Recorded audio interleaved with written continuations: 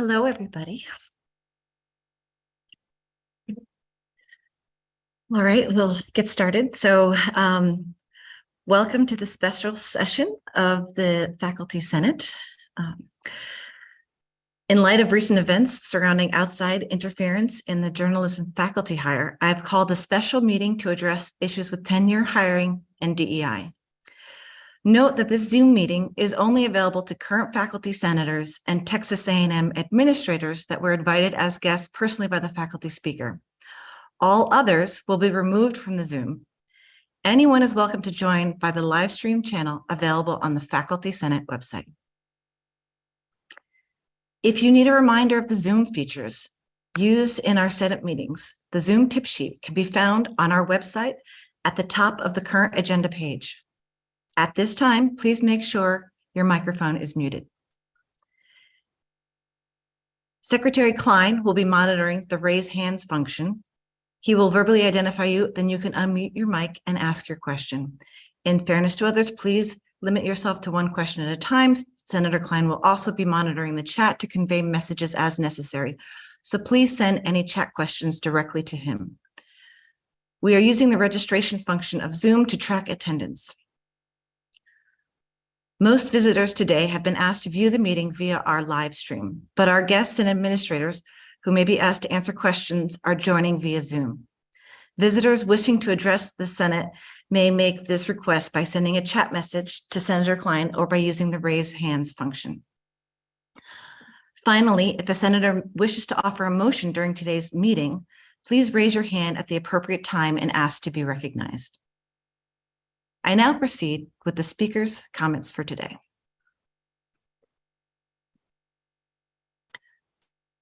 Right now, we are at a pivotal moment of Texas A&M University history. The world is watching us, and it is important that we act and that we are on the right side of history. For those that don't know what is going on, let me give a brief overview. Dr. McElroy is a full professor with tenure at the University of Texas. She was recruited to lead the newly reinstated journalism program at Texas A&M University. Despite her having a slightly non-traditional background with outstanding academic and field experience, the Department of Communications strongly supported her being hired as a full professor with tenure on arrival to lead the new program because of her impeccably impressive qualifications. Dr. McElroy was provided a contract with the standard language stating pending approval by the regents. Dr. McElroy agreed to accept this position, and she signed the contract with significant fanfare, including balloons and a highly publicized event. Recently, she was offered a very different position without the opportunity for tenure, which was unacceptable to her. What happened between then and now is open for debate. But what is not open for debate is the significant media coverage with a perception of unethical actions concerning Dr. McElroy's hiring process. Before I give the general narrative that is being spoken both by faculty at Texas A&M University and by others across the nation, it is important for me to state that I only know what others know by reading the same news articles that others have read. What I do know is that faculty are very upset by the recent actions. The current narrative surrounding these events, as told by the news media, is that Dr. McElroy was hired based on her merit, but that her offer was removed or changed because of her opinions on DEI and or because of her demographics due to outside interference. I repeat again, the narrative that I just read is only a narrative. I have no access to any facts beyond what I have read in the newspapers. But this narrative is the narrative that faculty currently believe, and without any other narrative being provided, this is the narrative we are working with at this moment. So what does this narrative mean for us? Why is everyone so upset by the recent actions, and who is at fault? First off, I do believe that anyone has the right to their own opinions and to speak their opinions to whomever or wherever they so choose. The world is always going to be filled with dissenting opinions. That is one of the great things about free speech. What is not okay is that the university is presumed to have gone back on a contract. And what is even more not okay is the perception that the reason that the initial contract did not go through was not because of merit, but rather because of the opinions and or demographics of the candidate. The law clearly states that merit should be the #1 priority when it comes to hiring, promotion, and tenure, and not demographics and/or opinions of the candidate. Dr. McElroy's experience is beyond reproach, and there has never been a single question in terms of her expertise, experience, and her excellence in being a good fit for this position. The fact that she was initially offered the tenured position based on merit has never been in question.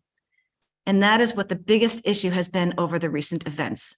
Again, I repeat, the overwhelming perception by the faculty of Texas A&M, faculty across the nation, and journalists across the nation that she was offered a tenured position at Texas A&M University because of her merit, and then that offer was altered because of her opinions and/or her demographics. This is unacceptable. I mentioned before that I don't have access to any details besides the information in local and national news outlets. But even if the current narrative is not well precise, the fact that such a narrative could exist and exist so strongly is a huge issue. In order for Texas A&M University to continue to exist as a respected R1, AAU, and land-grant public institution, the world must be able to trust that the hiring processes at Texas A&M University are fair and equitable. Right now, the faculty and the world has lost trust in Texas A&M University, and that is a huge problem.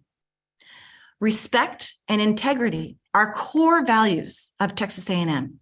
And while I believe strongly that those values are important to both our president and our chancellor, I know also that many faculty have voiced that they have lost trust that respect and integrity remain true core values of Texas A&M after the past events.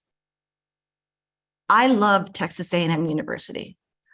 I want us to be able to get past this point and return to a point of trusted excellence in the academic community, meaning teaching, research, and service to the public good. But that is going to require a lot of effort on behalf of a lot of people, including Texas A&M administration, the system administration, and the Board of Regents.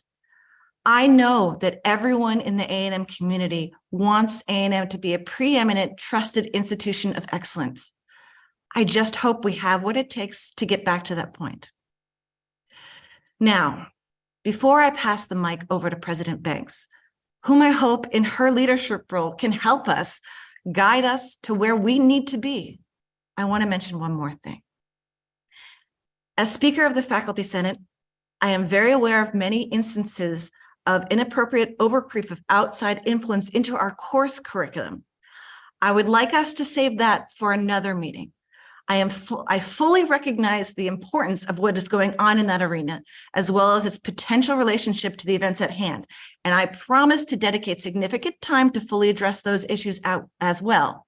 However, I do not want that to serve as a distraction from what is important in this current situation, which is that a faculty member was hired based on merit and then presumably unhired because of her opinions and or demographics. This concludes my speaker comments. Now let's move on to our guest speaker. Today's guest speaker is Texas A&M University President Banks. I have known President Banks since she first came to Texas A&M as Dean of the College of Engineering, and I have seen her do many great things for this university. President Banks came to the university with the same type of offer letter, citing that she would arrive with tenure upon approval of the regents, and received her tenure a full 6 months after arriving at Texas A&M University after giving up a tenured position at Purdue. President Banks, I sincerely hope that you can move us forward into a place where I know that all of us, including you and I, want us to be. President Banks, we will give you the floor to speak about the recent events and your plan going forward for up to 20 minutes. After that, we will open it up for questions. President Banks, the floor is yours.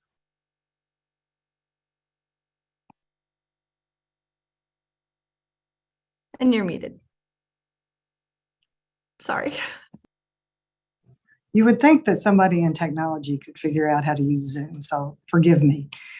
Thank you for the opportunity to come speak to all of you. I thank you, Speaker Hammond. I appreciate your comments, and I too am ready to take action as needed to put us on the right track.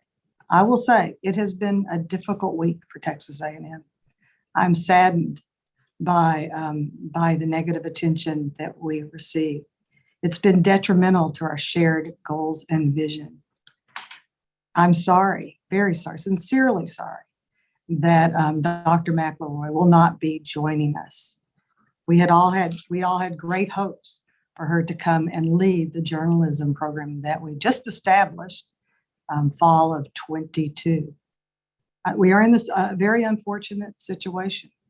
And I'm here today not to give speeches, not to give comments, but to listen, to answer questions, and to join in conversation with you to decide how we move forward, to answer any questions you may have about where we are at this point.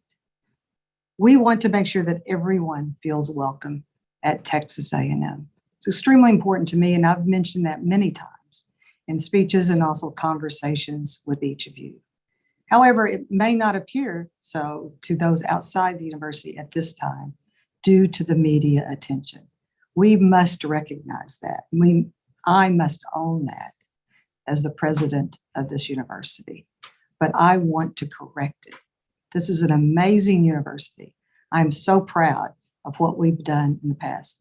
I do not want this to derail our success and our movement forward, but it will not take more than just me to change the direction of the conversation.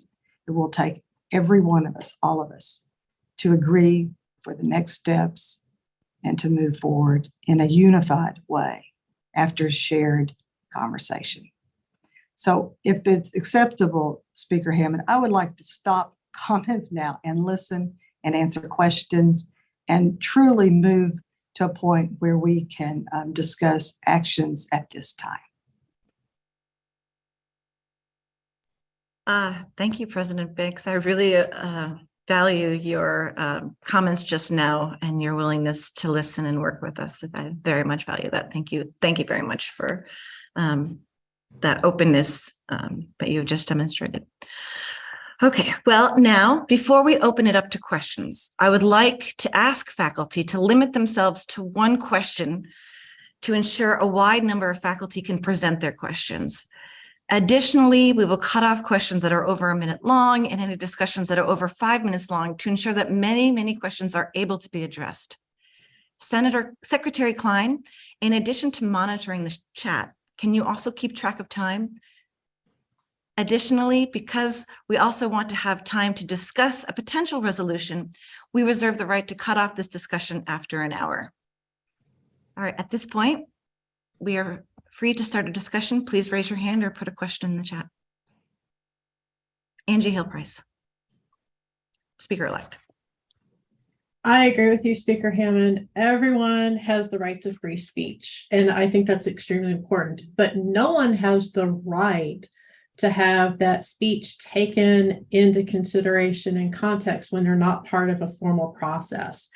So, you know, these outside organizations that are saying that, you know, we have, because we're voters, because we're taxpayers, that we have a right. You have a right to have your voice heard. It doesn't mean you have a right to have that voice acted upon outside the process.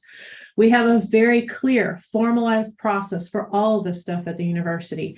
And if the president or the regents want to vote against somebody's tenure package, they have the ability to do that. They can do that at any stage of the process, but it should be within the process, not any kind of perceived and a current. Then this is what we're perceiving, that there was some kind of, we don't want to see this come forward, so let's make it go away. No matter what your political leanings or your views are, you should be afraid of this. Whether you're one extreme or the other, in between, everybody should be afraid of the idea that somebody can make a call and influence the hiring promotion, tenure, anything related to our faculty. That goes against the very heart of what we are as an institution, against all the processes that we have to make sure that voices are heard appropriately.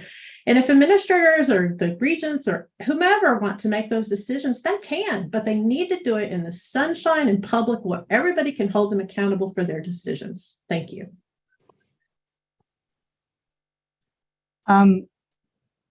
Dr. Price, I'd like to just make a few comments about that because I agree with you. And actually, I wrote to all of you in the recent letter that I do not believe outside influence should have impact or should impact any aspect of hiring or other processes we have in the university.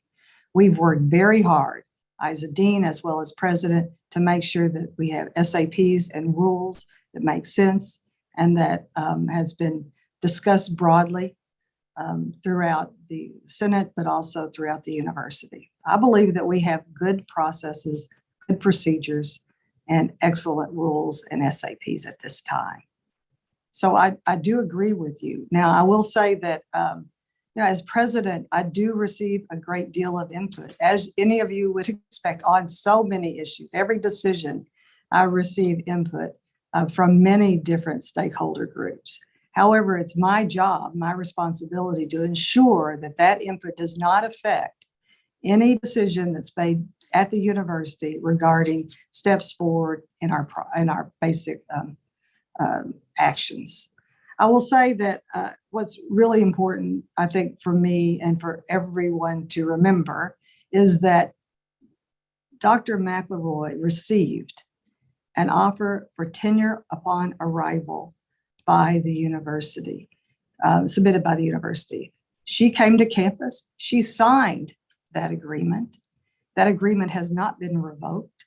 That agreement is still in place. And at this point, I think it's important to remember that there was no change in that offer.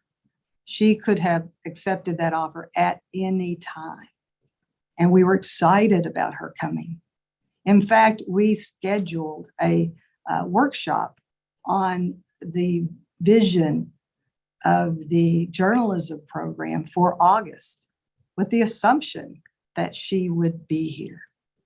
So as I said before, I'm disappointed that she won't be here. The faculty voted overwhelmingly to provide her an offer, which was done. And we believed we had an agreement at that time. So Speaker Hammond, I just want to make the point that that letter was not revoked. It was not revised. It was in place with signatures from officials at this university, the dean and the department head, and Dr. McElroy. But, Dr. Price, just to specifically answer your question and reiterate again, outside influence should not impact our university operations. Great. Thank you both. Senator Miranda.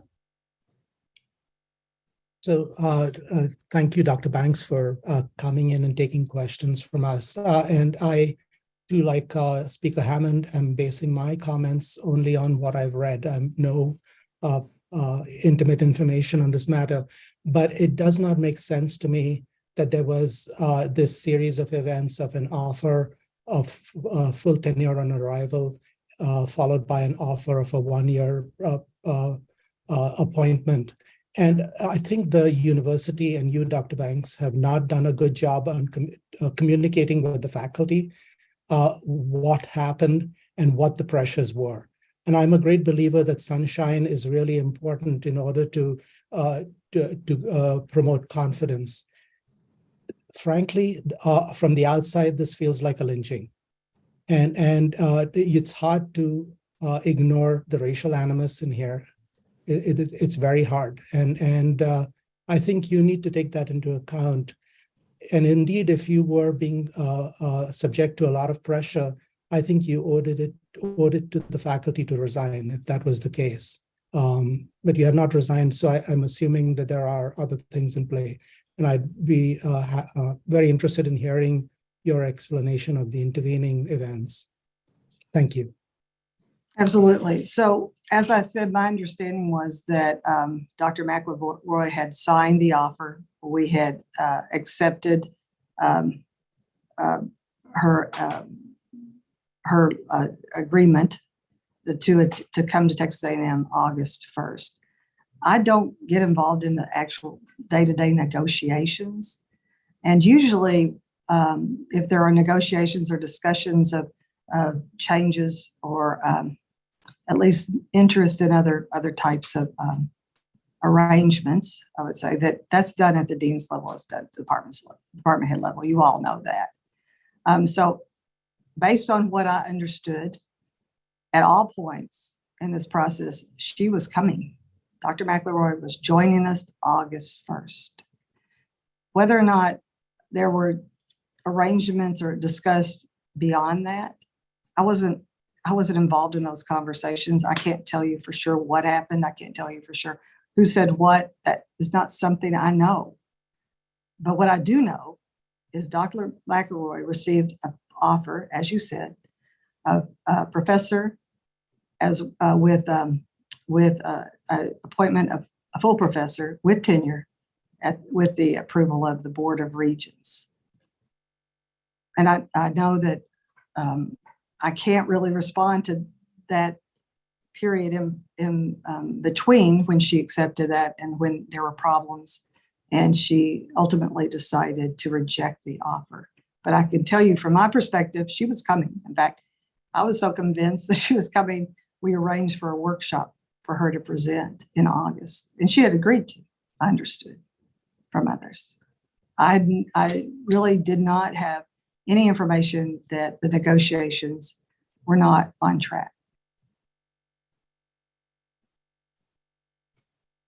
Thank you, President Banks and Senator Miranda.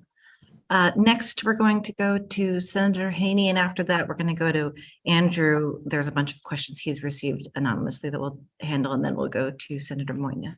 So, Senator Haney, you have the floor. Thank you, Speaker Hammond.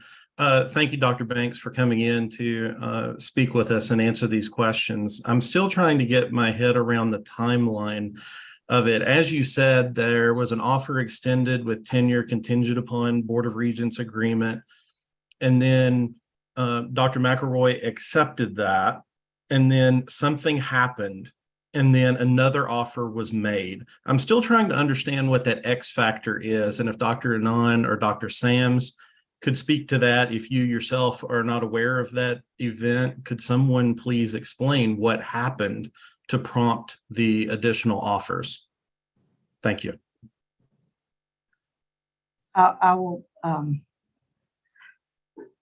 I would say that Vice President Anand probably has the closest connection with that, but I will say I don't know what how he was involved at all. I don't know if we were asked for another offer. I don't know the specifics of that, but Dr. Anand, would you like to respond to that, or who? I think you mentioned someone else that could respond. Yeah, our office record shows that usually when an offer is made, it comes to our office for review. And in this case, we did not get that. We did not get that for review. And when the second offer was made, and we don't have that either. And we have all the documentation, related to that. That's all I can say.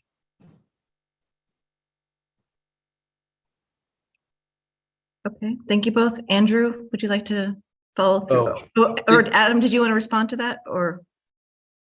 Yes, if I could. So I'm still unclear from that, Dr. Anand.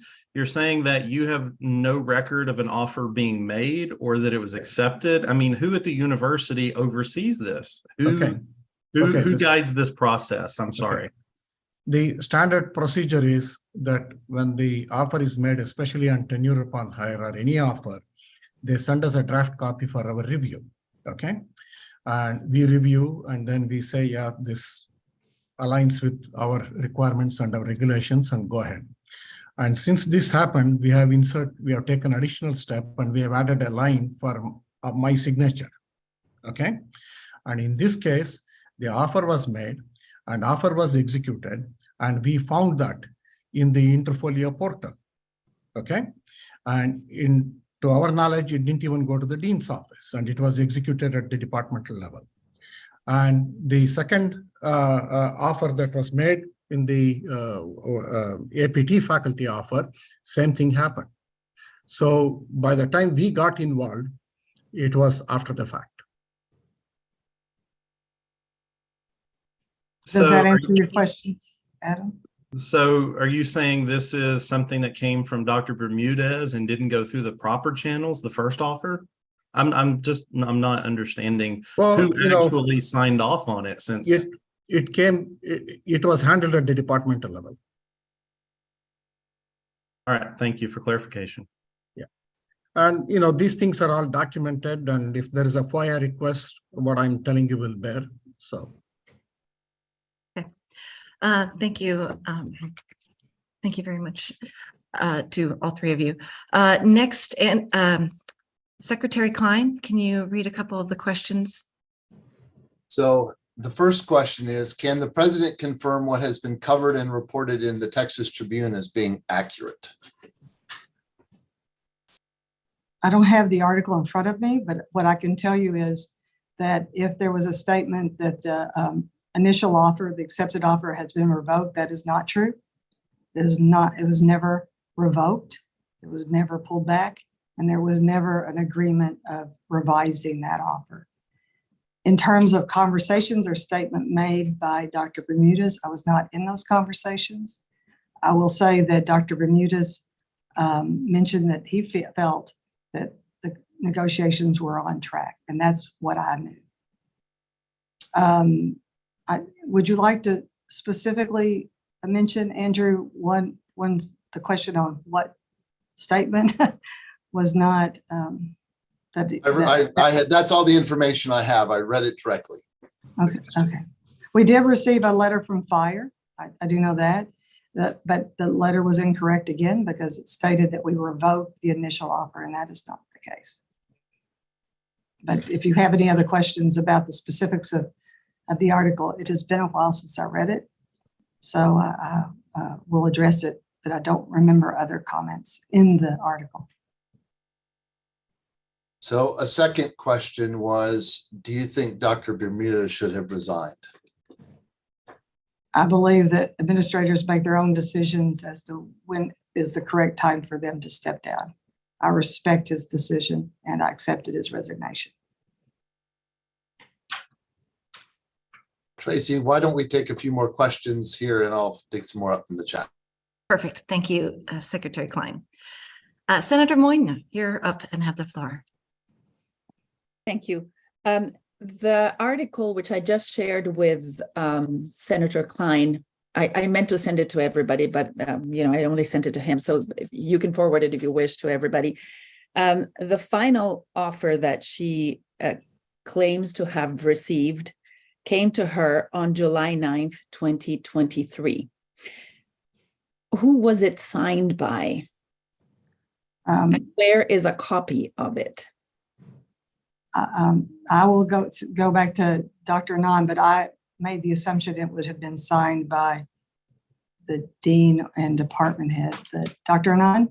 Yeah, I think it, I don't have a copy in front of me, but it is signed by department head, I believe, and maybe it might have dean's signature, but definitely not, it did not come to our office. So does that mean that they changed their minds of their own accord? We did not answer approve that any question. I letters. don't know. It's hard to say, but we did not receive or approve, as NK said, I guess the offers. And I don't know about a copy of the offer itself. NK, do you have any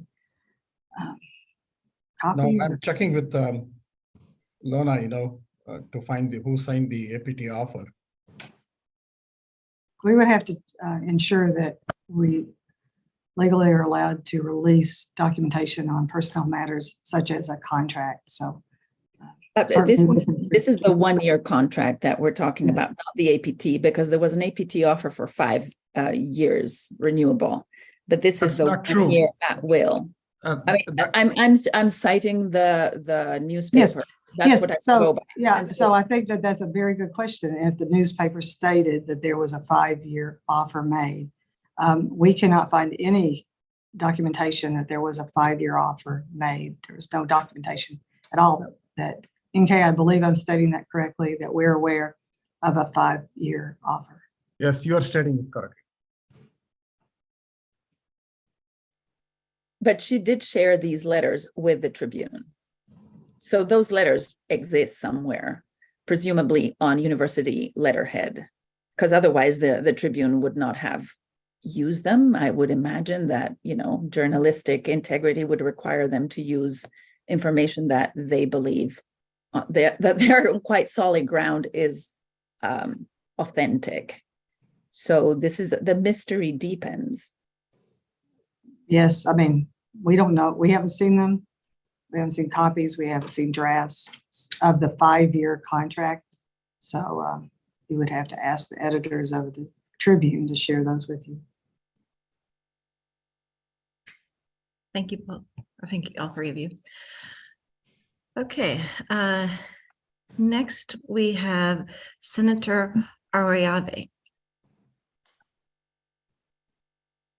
Can you hear me? Yes, we can.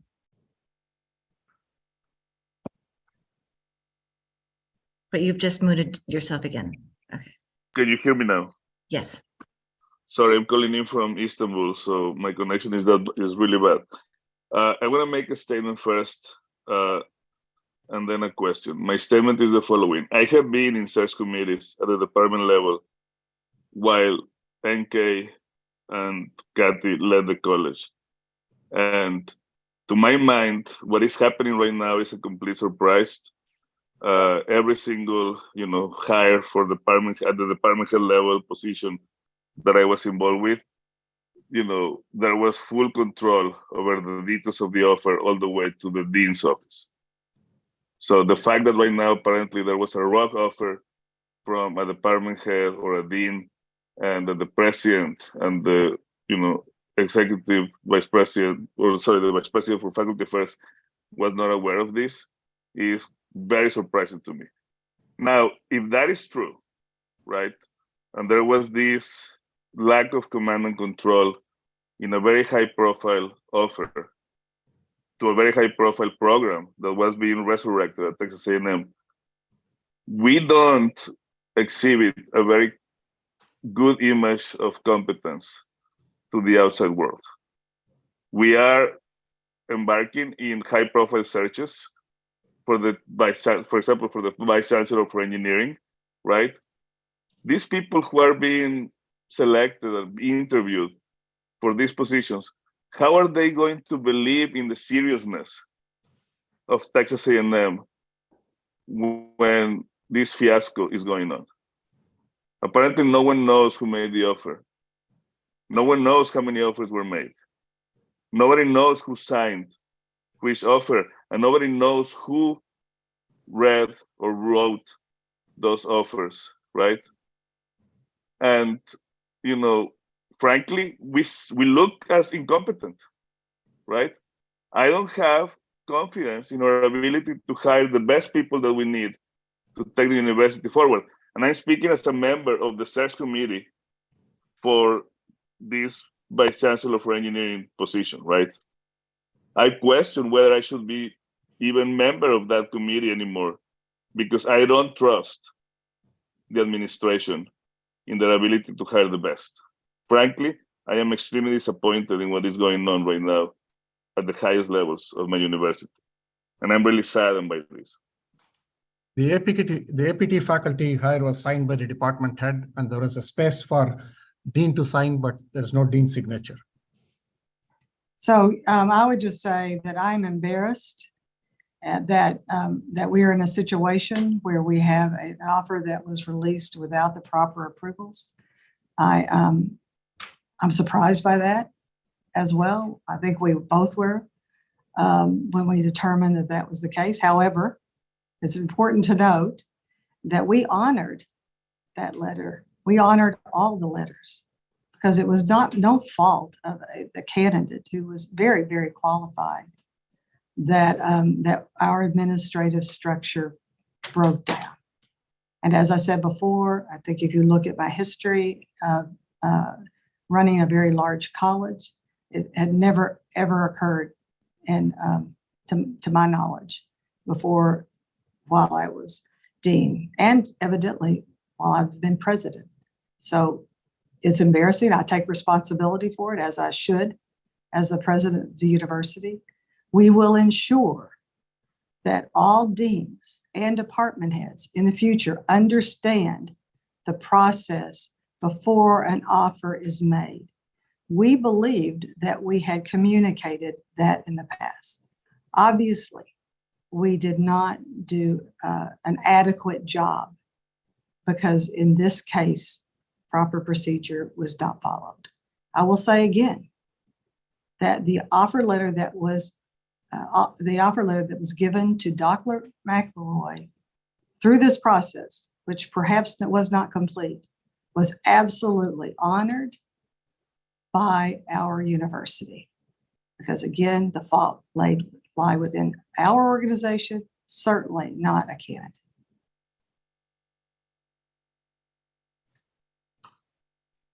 Thank you. Thank you, both of you. Senator Miranda, I'm going to skip you for right now and go first to Grace Townsend. But if we have time, we will come back to your question. Senator Townsend, go ahead. You have the floor. Thank you. Thank you very much. I do have a couple of questions. My first question is, was the university executive search team involved in this search? I would ask Dr. Anand. I'm not aware of it. No, the university executive search team involves usually in hiring of deans and provosts, and if there is a faculty type vice presidential hires. No, it was not involved. It was not involved. Okay. And just to clarify, Dr. Anand, what I understood you to say was that the offer letter only originated within the department. Is that correct? That's correct. And I'm in Baltimore attending a ABET conference. I don't have all the documentation. As you guys are asking, I'm checking with the office. The APT offer was made by the department head, and the tenure track position was executed at the department. And I'm assuming Dr. Bermuda signed, but I don't have a copy in front of me. And but it was still stuck in the departmental level in the portal. It didn't even make it to the college, and it didn't come to us. And we downloaded the letter from the portal after the fact. Okay. And so to clarify, even though we brought her in to build a new journalism department, the offer only came from a department that is being built. No, it came from the departmental home. And the departmental home for that position would have been an existing department. Okay. So yeah, this is all feeling a little fuzzy. And I guess the other question or comment I had, I'm puzzled. Both department head and the dean. NK, you need to mute yourself, please. NK, you need to mute yourself, please. Oh, I'm sorry. Sure. I just want to clarify that the contract letter was signed by both department head and the deans. And the dean. Okay. And I guess I just am a little puzzled over the process, because I know every search and every offer I've been a part of, from faculty all the way up, has to route through your office, Dr. Anand, for signatures. So I'm not understanding how this fell through the cracks. And that's actually a comment. And thank you very much. I appreciate your time. Thank you. Thank you both, three of you. Oh, go ahead, Dr. President Banks. I was going to ask Dr. Anand, but we learned about the offer. Of course, we honored the offer. The offer moved forward and was presented to Dr. McElroy. She signed the offer. We honored the letter, and there was a celebration, as Speaker Hammond mentioned, with balloons. And at that point, there was an assumption in our office that she would be arriving August 1st. Vice President Anand? Yeah, since this happened, we have, the deans may not like it because it is additional bureaucracy, but in the offer letter, there is a line for my signature or the VP for Faculty Affairs, whoever is that's going to be. Okay, so we have already taken the extra step to see that these things doesn't happen again. Great, thank you. At this point, we're going to jump back to Secretary Klein, who has a number of anonymous questions that he would like to read. Yeah, so I think I'll stick to the questions that are kind of procedural right now, and then we have another set related to something else we can maybe come back to. One first clarification. So what department was the department head with? I'm not sure everyone knows the relationship of journalism to the current department. So maybe you could clarify which department was involved. Communications. Thank you. So this is a question that was asked by a couple people in different ways. So President Banks states that the offer with tenure is still in force. If Professor McElroy were to confirm her acceptance of the original tenure offer with its original terms, is the job hers? My view is that offer is still open. She has stated, I believe y'all are citing the Texas Tribune, she cited that she rejected the offer. So I assume we would have to correct that if she has interest. But certainly happy to have conversations at that point. Quite frankly, I really wish with all my heart I'd had the opportunity to talk to her before she made the decision that she made. I didn't. I believe if I had perhaps had a little warning before, I would have called her directly and talked to her about her concerns. And I'm just sad that I did not have the opportunity to do so, because I believe we've lost a very, very good hire. So the next question kind of follows along. So what do you think gave Dr. McElroy the impression that the first offer had been withdrawn? I have no idea, because that was never my understanding or anyone else in my office. I was not in any of these conversations. Certainly, if I had been asked by her or others, in fact, I think I mentioned this throughout the whole process, that we assumed that offer was valid and that she would show up August 1st. The next question is, did Dr. McElroy provide any reasons why she rejected the offer that is still standing? We have not been contacted directly by Dr. McElroy. I assume that you could read in the media the speculation with regard to her reasoning for rejecting the offer, but we have not yet received communication. So this one may have been answered. I apologize if it was, but who made the first offer and why was that offer changed? I think we've addressed that, and the offer was not changed. So then the last question I have, and then I'll turn it back over to Tracy, was the original offer officially acted on by the Board of Regents and rejected or approved?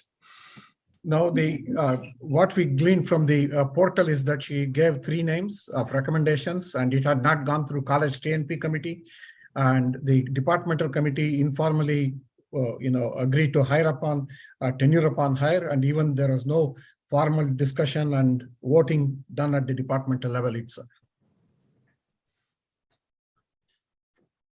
Thank you. So Tracy, why don't we ask some of the hands raised questions? Okay. And again, just to make it clear, we're trying to let both people in the chat who have not asked a question to get their questions gone first. And here we're also trying to make sure that we're fair, trying to give everybody a chance before we start to repeat. So Senator Falvo, would you like to ask a question? Yes, thank you. First, I want to thank the administration for coming. I know that this is a very sensitive issue, and in the name of shared governance, I am very grateful that you are here. Certainly, it seems like there's a lot of confusion. I've heard the word confusion, puzzled. I've heard a lot of great words that indicate that there's a really big gray space for a lot of faculty and for a lot of administrators in the process of how this happened. And I also do feel like we should comment that I don't know that that's necessarily a matter of miscommunication. So I think what's happening here is that because there is so much gray area about a process that is written down in pretty clear black and white, we're all confused about where it is that the breaks happened, right? So my question is, we are looking at a moment where breaks happened, we cannot identify. We are also looking at a moment when the state legislature is talking openly about the kind of work that this professor does. So I don't know what conversation there was about DEI in her hire. I don't mean the fact that she's a Black woman. I mean the fact that she focuses on Black women in her work. But it does feel like we need to address that. So I'm wondering if you could speak to, if anybody could speak to Dr. Anand, Dr. Banks, about whether or not DEI was considered in her hiring and whether or not that is considered in the way that we are talking about what has occurred with her hire. Not to my knowledge. I was aware that she had writings that referred to DEI, but her work was not primarily in DEI. We had a meeting with the deans on June 20th. I had a meeting with all the deans as well as the vice presidents in Rudder Tower and discussed the issues around DEI, at least our implementation plan. There was a question in that meeting that someone asked about the fact that that I'm trying to paraphrase, but it was something like, I have a faculty candidate that has published work or has been cited for work with DEI. Can I continue to pursue this individual and hire them? The answer to that is absolutely yes. The second question was, what should I tell them? And my response was, just make sure they're aware that in the state of Texas, we'd have a new state law, which is SB 17. And we're now looking at implementation plans and deciding how to move forward with that law. And so things would be changing on campus, although we can't say at this time what that would be. But I think it's important that our candidates are aware of the changes that would be coming, particularly if they have not been notified by their current institution. Can I ask a point of clarification? Yes, fine with me. Was this for this hire that you're referring to, or was this for No. a different hire regarding the same? This was about the implementation of DEI, the SB 17 on our campus. That was what this conversation was about with the deans and vice presidents. I know some of the people on this call were probably in that room. So you're not aware of any conversations surrounding DEI that happened with this particular hire?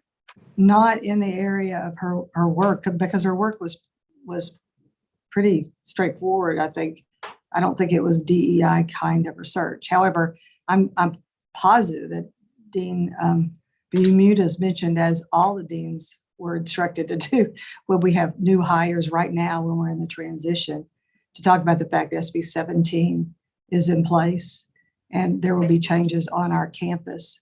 But that was stated very clearly in the meeting of June 20th. And again, I know some of you were there. Thank you very much, Dr. Banks. Senator Rice. Thank you. I will note at the beginning that I am a member of that department, communication and journalism. I am very concerned that some of the previous conversation could lead someone to believe that this was somehow a rogue action by our department to make a hire that somehow was not known widely. And I just want to say that that is as far from the truth as it could possibly be, that we were very open in our invitation to Dr. McElroy to come to campus. She met with people across campus, and I am fully aware that from the system level on down, people were very much aware that we were talking to Dr. McElroy and were hopeful that we would be able to bring her and that we had support at all of those levels. So I just don't want to have any impression here that somehow our department went rogue in all of this, when I think that that is absolutely not the case. I would say that I agree with you, Dale, that the department followed all the processes internally to the department. The only challenge from us was that it just was not put through our system. And by the way, we, as I said before, that we recognized the offer letter, we accepted the offer letter, we made the offer, and we celebrated her acceptance. So we're not saying that processes were not followed. The only process that was in terms of the hiring, in terms of the interview, you're absolutely right. Absolutely, there was nothing wrong at all with the search process. It was just that last step of going through a process of receiving approval. And by the way, we accepted the offer as valid, and certainly we would support it, is because it was okay, right? So there wasn't like any big problems. There weren't any problems with the letter. It just wasn't in our system. So Senator Rice, I agree with you in the statement that you were open. You had a search that identified one person. They were given an offer. The university accepted that, supported that offer. The candidate signed the offer, and that's still valid. Thank you. We're going to go to Senator Miranda now, and then we'll go back to the chat. Thank you, Speaker Hammond. Dr. Banks and Dr. Anand, after listening to both of you, I have come away feeling a little bit more confused than I did at the beginning at the gaps in the knowledge at the high of what was happening at the higher levels. What we do know is that there are external groups that are gleeful and claiming that they were successful in derailing this process. And so we have to assume that they have some understanding that we don't. And my question to you then is, have you sat down after this with either Dr. McElroy or Dr. Bermudez to find out what it is that they were told and heard? Why did Dr. Bermudez feel that any offer that he made could be pulled out at a moment's notice? What was he told that bypassed your chain of command? That resulted in that hypothesis? And what did McElroy hear from him? And I mean, it just seems inconceivable that there's not been an opportunity to just get together with her and talk frankly with her. So my understanding from Dr. Bermudez is that he's as surprised as many people. I think many of us believe that all of us believed on my area that the negotiation was on track, and there's no reason for us not to. With regard to Dr. McElroy, certainly I'm open to doing so, but there is the possibility of legal action right now. OGC has asked that we not contact her directly at this time. I'm hoping that we can do so in the future. But right now, OGC prefers that we not talk directly. We've been talking with her legal counsel. Thank you. At this point, Vice President Anand, did you want to comment on that? Yeah. No outside agencies contacted me, either for or against. Okay. And I'm sorry, but that's as best as you know, right? Sorry about that. No, to me or to my office, to our office. Not to the best, no, I can tell you unequivocally. And if you find evidence contrary to that, you have my resignation. Nobody has contacted me. Secretary Klein, do you want to jump to the chat? Yes, so there's still some questions on the process, and then we'll get to some of the larger questions about other things. So I apologize for people who have put some things in earlier. One question is, can the names of the committee members who are part of the search committee at the department and college level be known? Is this public information? That was one question.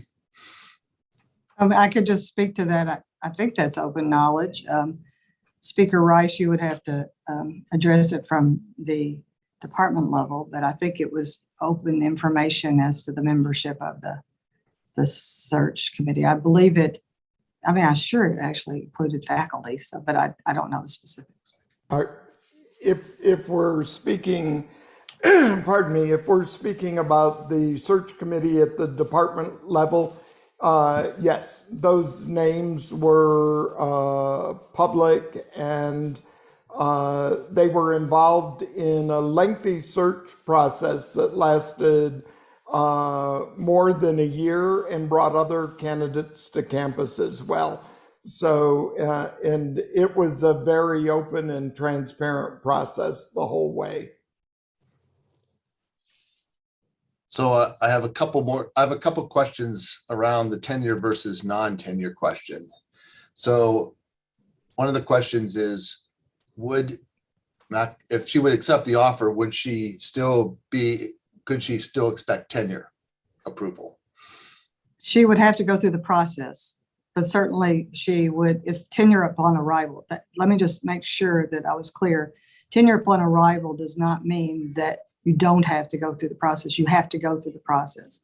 As I believe Speaker Hammond mentioned, I was in that situation when I arrived at Texas A&M. I was given an offer of tenure upon arrival, but when I arrived, and actually before I believe the offer was even approved, I had to provide names of 3 letter writers, as well as I had to prepare a tenure document.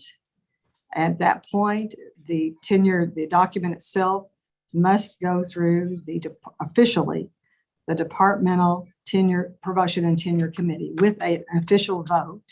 And then it's just like any other tenure process. Then that moves to the college level, and then it moves to the university level. Then it goes through my office, and then it goes to the chance system, and then it goes to the Board of Regents for final approval. So, Andrew, I think I answered that question, but let me know if I didn't. I think you answered the question. There's kind of one that kind of feeds into this. Then could the board meet expeditiously to meet approval on her tenure on arrival, to underscore that we at Texas A&M would support her arrival on August 1st if she were to reconsider? And basically the comment is, how can we make this situation right? So just again, it isn't up to the Board of Regents at this time to approve tenure because we don't even have a tenure document. So we are not going to skip the faculty processes. We will go through the proper process. We will go through a tenure vote. We will have a documented tenure vote before we move toward the system. So then there's kind of 2 flavors of this question. So if Senator Rice is correct, then why did the department change the offer letter? I presume that meant from tenure to non-tenure. More specifically, who instructed the department to change the letter? I can't talk to any conversations. I would assume it would have to be during the negotiation process, but let me make sure that I will say it again, because I said it a few times, the offer was not changed. There was evidently from the media, there was a second offer, but the offer that she signed is still valid. I want to make sure that everyone understands that we did not revoke or revise the original offer. So I hope I kind of hit all the procedural questions. If people have more, please put them in. There's 2 questions that are kind of related. So why hasn't the administration officially and publicly responded to these speculations? And the other one was kind of, why was the administration so opaque about the process and handling of the media? So we did produce a document that listed these really facts, that the offer was not revoked, as well as 2 or 3 statements. And I don't know if Vice President Balabina is on here, but she actually was responsible for creating the document that was released to the media. I will say that document was was shared. But we have to be cautious. OGC has asked us not to talk about some of the issues because there is legal counsel involved at this time. However, we could talk about the statement, and certainly we could share it with all of you. Dr. Balbina, would you like to speak to the statement and who we shared it with? And certainly we could share it with the entire city.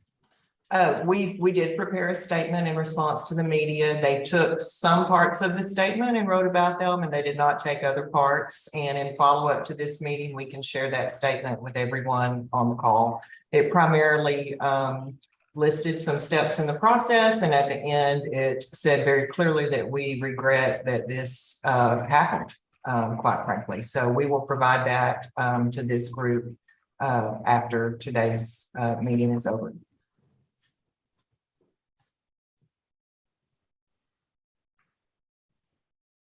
So Tracy, do you want to take some hands? Sure. Let's start with Senator Alvarado. I think the others were waiting before me. So to be fair to them. They were, but they both had a question before. So we're just trying to be fair to give everybody a first chance before we start doing more second chances. Okay, no problem.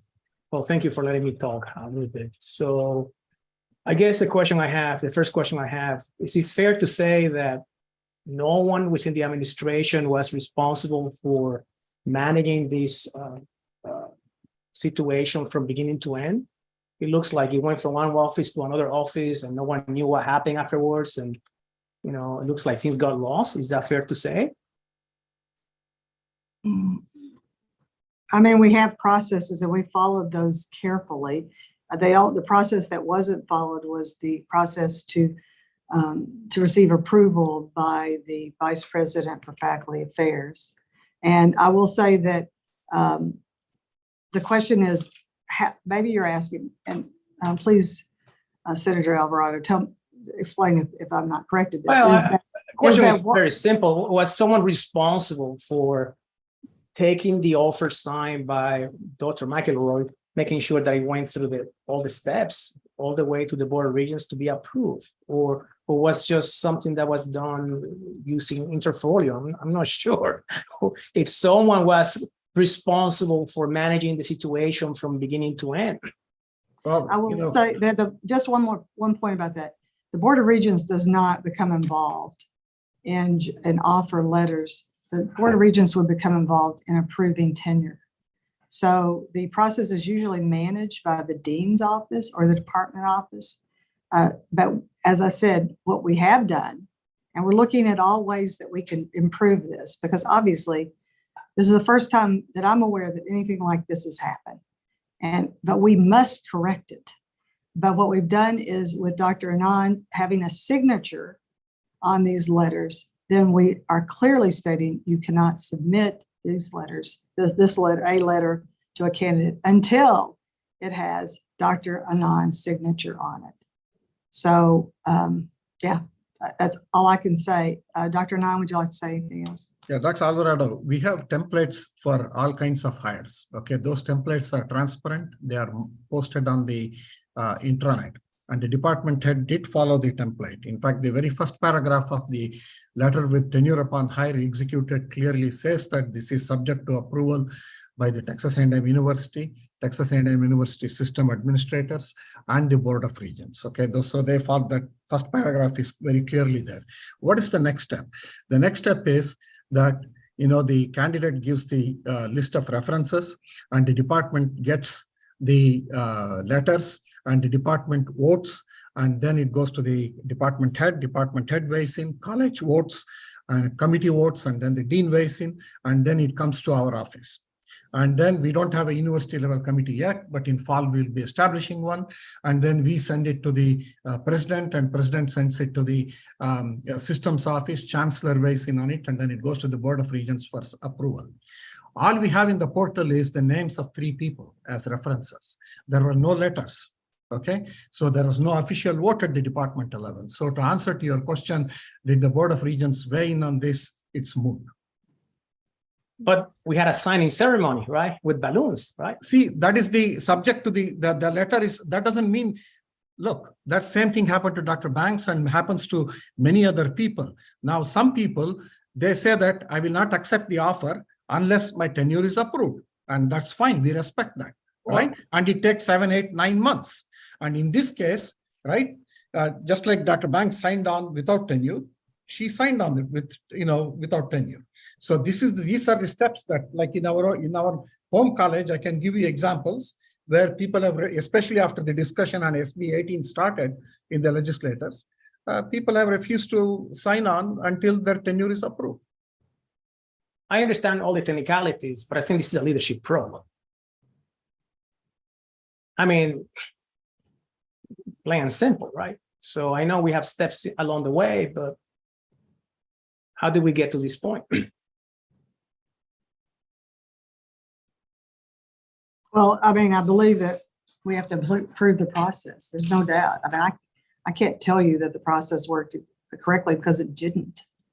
And I take responsibility for that. But usually when you identify these types of problems, you step back and you say, my goodness, what happened? What can we do to ensure this never happens again? And we're taking that step with Dr. Anand specifically being signature on those forms from now on. The second, another question is, why didn't a department head or dean for that matter understand the process? And that's, again, if people don't know the process, well, that's on us again, because we weren't clear about describing it.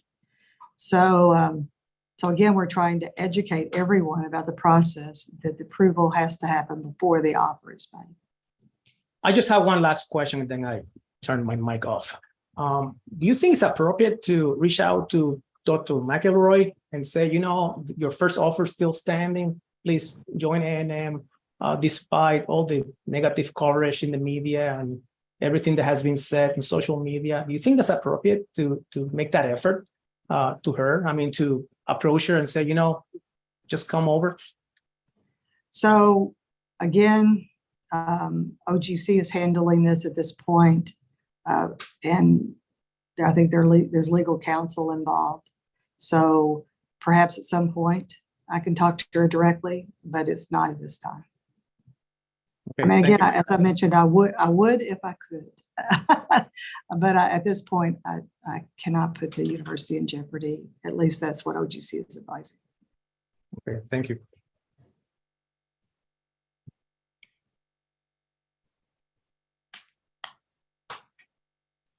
Secretary Klein, can I continue with asking? Yes. Let's go with Senator Vade.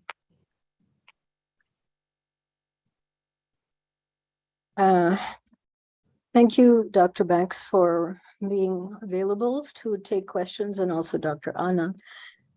For me, there's an underlying question here that we're skirting around, and I would like to know, Dr. Banks, what you can tell current faculty at A&M and future prospective hires about whether A&M values research on some aspect of diversity, or whether it is going to take, I mean, my understanding is that the SB 17 bill exempts research and instruction, and that, I think, that confusion probably contributed to the debacle we've seen here. So I would just like to know what the administration's stance is going forward on people who do research, both people currently here who are wondering what is going to be the future of their own research enterprise, and prospective faculty who may decide that A&M is not a place that values what they do. So I feel strongly, and I think everyone in leadership does, that we will ensure that Senate bill exemptions are honored. So if someone is conducting DEI research, it is very clear from Senate Bill 17 that research is exempt from the aspects of Senate Bill 17. So if the question is, will we allow individual faculty and support individual faculty to conduct research on DEI? The answer is a resounding yes. Of course, you can conduct research. You have certainly freedom to do so. The other three areas that I should mention in terms of exemptions would be curriculum, student organizations, and recruiting. And again, all those will be protected. We're being very deliberate in terms of our implementation as well. And I know Speaker Hammond, you mentioned there will be another call on that, but I just want to mention now we are in the process of requesting guidance from OGC about how we implement this bill appropriately. So we've asked everyone on our campus, as well as I believe the other presidents at other system institutions have also been asked to send any questions that you have about whether Senate Bill 17 applies to something you're working on. OGC has received over 1,000 questions. Their goal is to have an implementation plan, or at least answers to those questions, by the end of July. At that point, we'll review their responses, and we will most likely go back with more questions. And I've mentioned this to Speaker Hammond and also to Dr. Russell through the DPs and Dr. Eckel from the Senior Faculty Advisory Committee, is that I think we all need to realize that we will have questions for quite a while. And I would like to have help. I would like to have partnership and guidance from Faculty Senate, as well as the other organization, as we move through those questions. The impact of implementation may not be realized immediately, but we need to understand what are the ramifications of certain steps of implementation, and how do we address problems that may arise in the future. Thank you. Let's move to Senator Arriave, sorry. Oh, thank you, Tracy. Now I understood. So, I remain as confused as many of us, because to me, there's not, frankly, Kathy and NK, you have been superbly competent leading our college and, leading aspects of the university since you came into office. And this seems like a Keystone Cup type situation where nobody knows who did what, when, etc. What we know is that someone is claiming credit for derailing this hire. At some point in the chain of command, there was some input to the process by which some extra offers were made without receiving the first offer of tenure on arrival, subject to normal processes that we are all aware of. And to me, the sad thing about it is that we all faculty are working very hard to elevate Texas A&M. And yes, students are essential, alumni are essential, administrators, with vision are essential. But at the end of the day, those who implement and who create what we have right now are faculty, right? That we have worked very hard to lift our reputation. And by, some very unfortunate event, we have ruined this reputation worldwide, right? I have an extensive link of colleagues, and I was very upset, and I put that in my, my social network, right? And now everybody in the world, at least in my field, knows that Texas A&M is not very serious when it comes to making offers to try to attract top talent. This is going to affect us in the short term, medium term, and long term. And I seriously doubt in our ability to sustain our upward trajectory by being able to recruit outstanding faculty, given the fact that we have lost all credibility on this matter. Thank you, Senator Arve. I understand the frustration, but I just want to make a point that obviously we can't stop people from claiming credit. That doesn't mean they had an impact. So I just want to make a point there. And I will say that something that's interesting is we've been talking about outside influence, but I also want to make a point that we received hundreds of social media comments, hundreds, maybe even more. I think Dr. Balabino would probably give you the correct numbers. But what I understood, over 90% were overwhelmingly positive. In fact, what I understood was that it was the most positive social media story that we had ever posted. So although I know there is a concern about the negative input, but I will tell you, it was quite impressive, the social media commentary and the overwhelmingly positive response to her appointment. I know Vice President Balabina is on the call. Do you want to say something about the social media input? If it's okay, Speaker Hammond.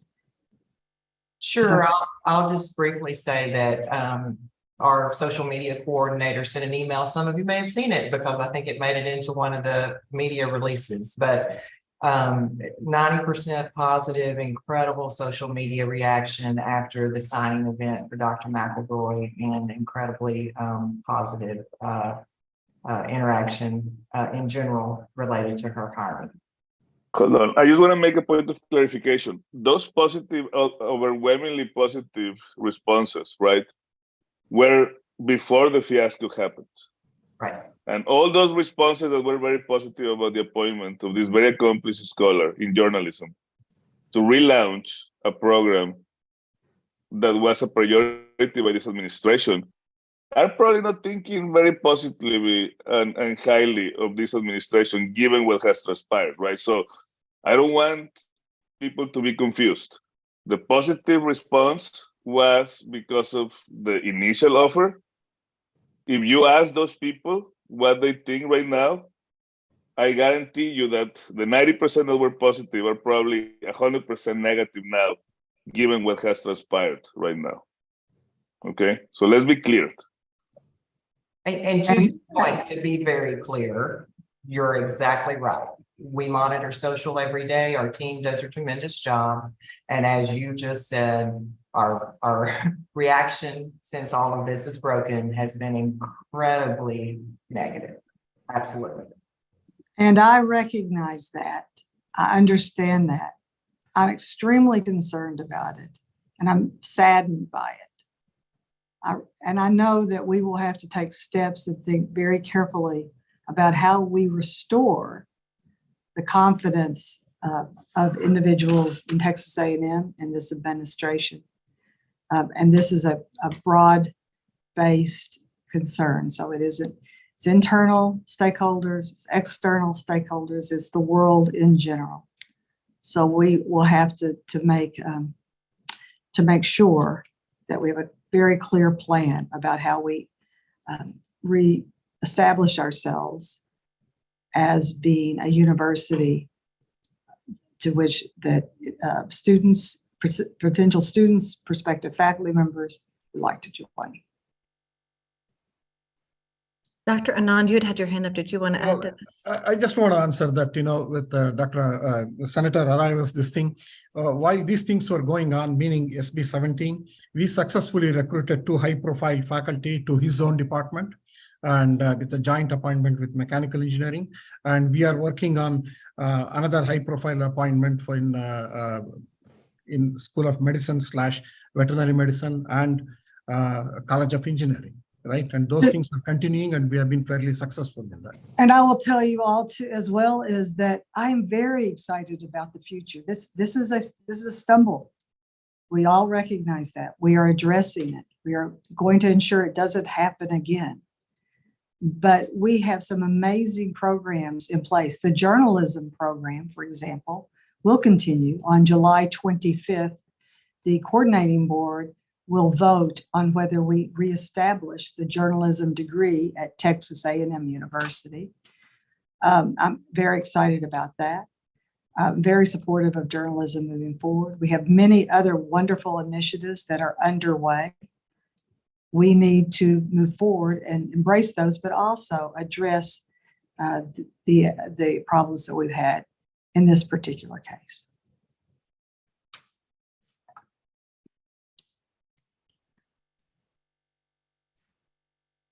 Thank you, Senator Arove, and President Banks and others. Next, let's go to Senator Burns. Hello, I hope everyone can hear me. I am traveling right now and I apologize for that. First of all, thank you, Dr. Anand and President Banks for being here today and talking with us. I've been really diligently listening to you both in the questioning and explanation of the event. And this may come from my experience with healthcare or just root cause analysis or handling of errors or things like that. And for me, I don't believe in, spending hours, beating up, the process. For me, it's about moving forward. Now, if we were sitting here and this was being denied that it happened or shoving it under the rug, that would be one thing, but it's not. I think you both have been very transparent about, there's just some unknowns and some gaps, and there's some things we need to work on. There is no system that is perfect, and it is most of the time in healthcare anyway, 99% of the time, a system problem. And so no one intends to hurt anyone's reputation or the university or a job opportunity.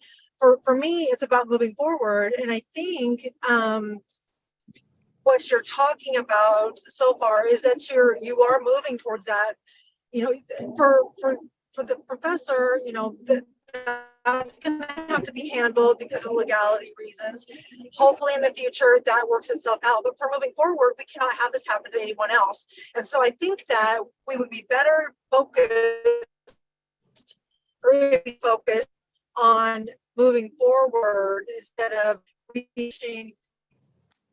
There's probably a good idea of how it happened and how to stop it. Is that correct? That's where we're focusing on at this point, is to, as I've mentioned multiple times, to ensure this never happens again. Right. It's like a sentinel event, like a never happen event that should never happen. So I do think that's the right direction, and I appreciate that viewpoint for both of you, and that's just what I wanted to say. So thank you very much. Thank you. Dr. Anand, did you want to add to that? Several times I heard, I don't know who said what, but they raised the issue of transparency, sunshine, and trust, and so forth. Okay. Let me say that as soon as I got back from my vacation, we were requested all the document, and we provided everything to the OGC. And in terms of sunshine, there is a FOIA. You can request all you can request, and let the chips fall where they may, right? And then I agree, the trust is our currency, and we operate on trust, okay? And trust is a two-way street. And when we give information to faculty, we expect that to be used in a right way. And if they misuse it and resulting in wrong things, that we cannot help. I firmly believe that trust is extremely important.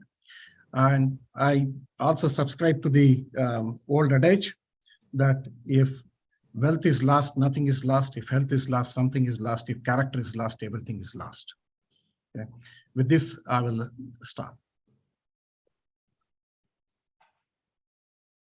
And apologies to Senator Haney. There are a bunch of questions in the chat that we're going to get to, and then we'll get to you after that. So there's a number of comments, questions in the chat that kind of are around outside influence. So a number of people did ask, I'm going to try to combine this. So can Dr. Banks confirm that she has met with the Rudder TRA group as reported, and can she tell what conversations she has had with them since this issue has arisen? I have not met with the Rudder TRA group. I'm surprised they would even state that, given that I haven't. So the next one was a question I thought this came out very early, but this was there's a comment and then a question. So President. May I ask one question? What is it? Is it the Rudder Association group, like the group? I haven't seen that in the media. It states that I met with the Rudder Association, the organization, the group. I mean, is that what they're saying? I believe that is the question, yes. Never. So President Banks wrote in her letter, I agree outside influence can be problematic during faculty searches and appointments. We have a clear and successful processes and policies documented in our university rules and standard administration procedures that should be strictly followed for all faculty related deliberations. The rules and SAPs were designed to ensure that faculty searches are conducted in a fair and unbiased manner with faculty input at all stages in the process. My point is that the confusion arises because of the term outside. We do not know what constitutes an outside and inside entity for faculty hiring and promotion. I request the university administration clearly define these terms in the standard administrative procedures. So that was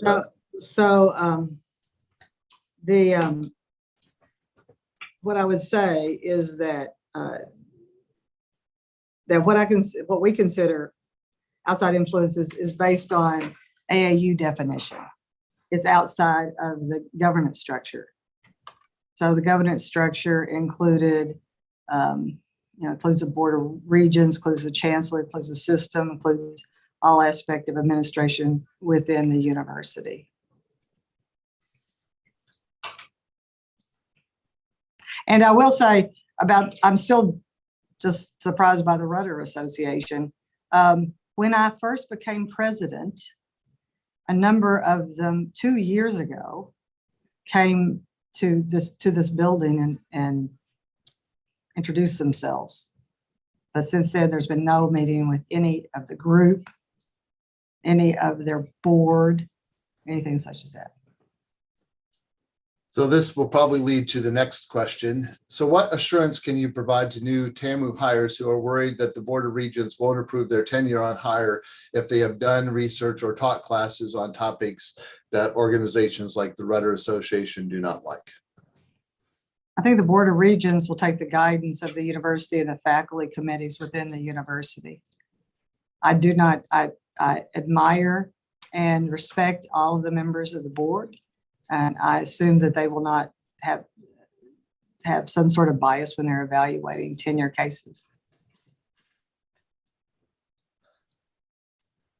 So this is probably aligned. I think the underlying question for many faculty is how a prospective faculty member's supposed DI related research is now considered a disqualifier from being considered here as a hire. So I guess that's maybe the same question, but. And I've been very clear that in Senate Bill 17, it's an exemption. DI research is an exemption. So there's no reason to consider it outside the bounds of acceptable research in a tenure and promotion vote. So I'm scrolling through the questions I've gotten. So there's still a couple of what happened questions. So I guess there's two questions are similar. So who wrote the second and third unofficial offer letters? Who put them in the system and who made them available to Dr. McElroy? In short, who is responsible for derailing this hiring by maintaining a consistent chain of misinformation? Dr. Anand, I don't know who signed those letters. I think we answered this question. The first tenure letter was signed by both department head and the dean, and the second APT letter was signed. Second letter had two parts to it. One is the 3-year appointment for the directorship, and 1-year APT faculty that was signed by the department head only. And I have asked a number of times if they have a copy of the 5-year contract. I don't know where it came from. We have not been able to find it.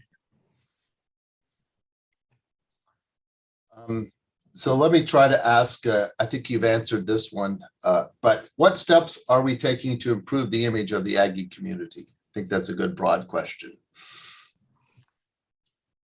I will say that we are right now discussing that very thing. But again, I asked Speaker Hammond and others to help us as we make this plan. We're moving forward as quickly as we can. Of course, as Dr. Balbina mentioned, we did produce a statement, which we consider just a statement of fact that we've released to the media, but it will take much more. And I will tell you all, this will not happen overnight. We will be challenged to recruit faculty for a while.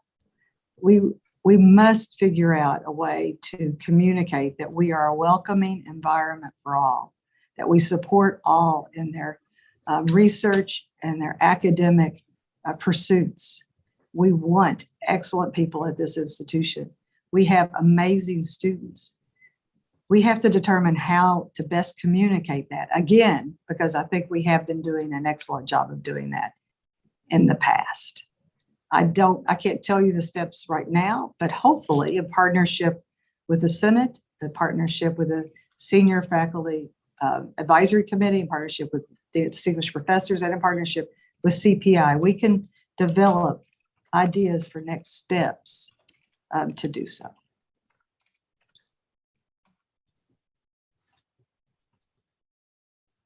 So Tracy, do you want to take some more questions with hands raised? I still have more. Yeah, we'll do a couple of hands raised and see if, I know we don't want to go too much longer, but let's do a couple more questions. Senator Haney. Yes, thank you. I'll be quick. If someone can close the loop for me on this. So if the process is broken and there were so many parts that were not made aware of, Dr. Anand was not made aware of the offer, and Dr. Banks, you have said you were not made aware of it, but we kind of rolled with it once we became aware of it. How can we say for certain that there's not undue or outside influence if nobody's willing to take responsibility other than yourself, Dr. Banks, who you have said, and to your credit, that, you know, there was a failure in these processes? If that's the case, how can we say with absolute certainty that there was an outside or undue influence? Thank you. I can say that the process to give her an offer and for her to accept the offer occurred. And she signed the offer, and we had assumed she would be speaking before a workshop in August. As you said, and as I've said before, I received hundreds of comments and input in every decision that I make. It is my responsibility to ensure that that does not change the way that we conduct operations at this university. That's basically my response to that question. Not sure how to expand on that. Thank you, President Banks. And I forgot everybody, the reason why I wanted to keep this under an hour is also because President Banks has an important meeting at 4:30 that she has to go to. What I would like to potentially request right now is, you know, people can put any additional questions that they have in the chat, and we can potentially try to reach out to her office later with more questions as appropriate. Does anyone have one last burning question that needs to?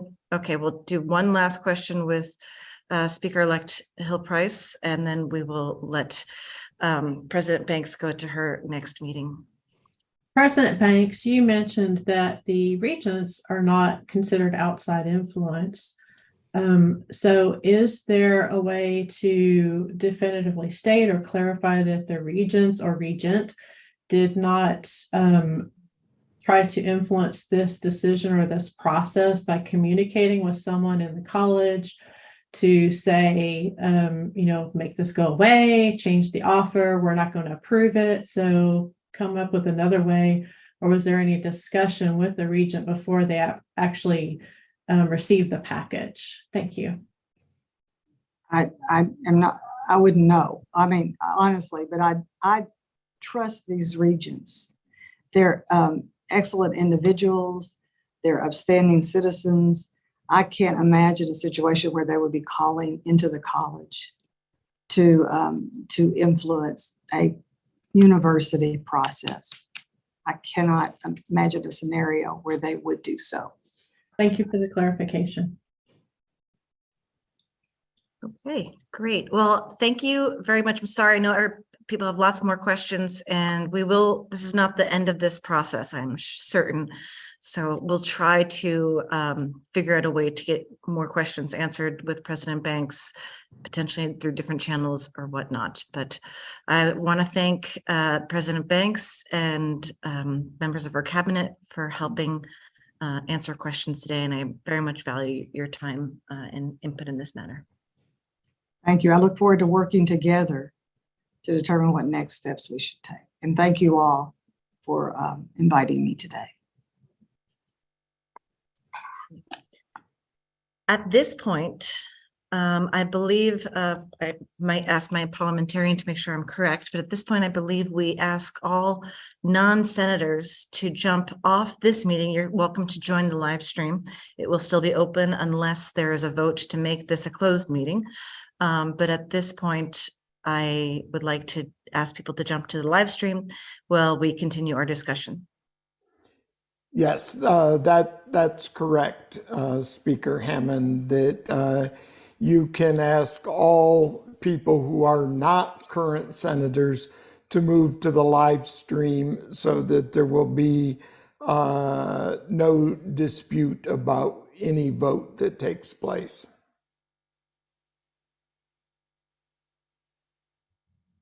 Okay. Senator Banerjee's hand is up. Yeah, Senator Banerjee, did you want to ask a question? Yes, I would like to make a motion to make this a closed session at this point. Is there a second? Senator Alvarado, would you like to speak? Well, I'm not going to second the motion. The question is why? Okay. Why do we want to have a closed session? So that it's, only a discussion between the senators? No, I think this should be open to the public in the spirit of transparency.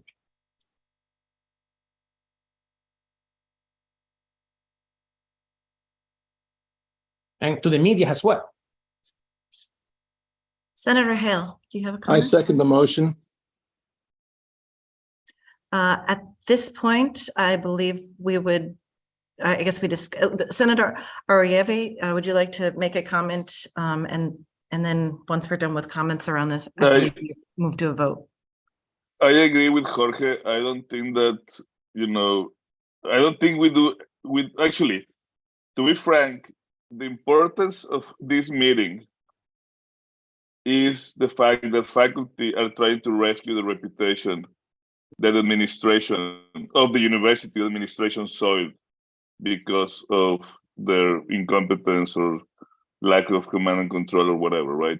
So I'm, several time zones away, and I'm sure that many of us are, joining, this meeting because we think that by being open in the way we deal with this matter, we are sending a message to the world that we, the faculty, are not standing for what the administration did. So I don't see any reason why we should actually close the doors on these procedures to the world, right? The administration is choosing to not be open. They clearly know more than what they have let us know. Because I cannot believe, I have known them for a while, I cannot believe that they were clueless as to what was going on. So if the administration is closed, we should be open and discuss this using our academic freedom. Senator Miranda. I think I recognize where that motion is coming from, and some of us might be afraid of being targeted by groups, shall we say, from the outside. But I think it's really important to be brave and to have an open and transparent discussion and not run away from potential harassment. So for that reason, I think it's really important this keeps being open.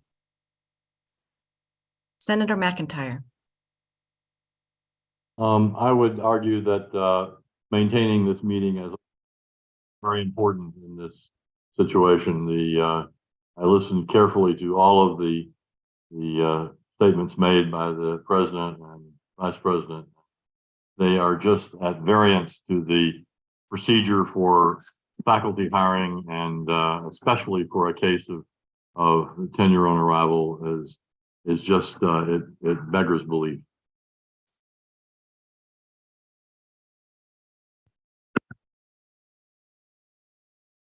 Any other comments or discussion before we hold a vote for this?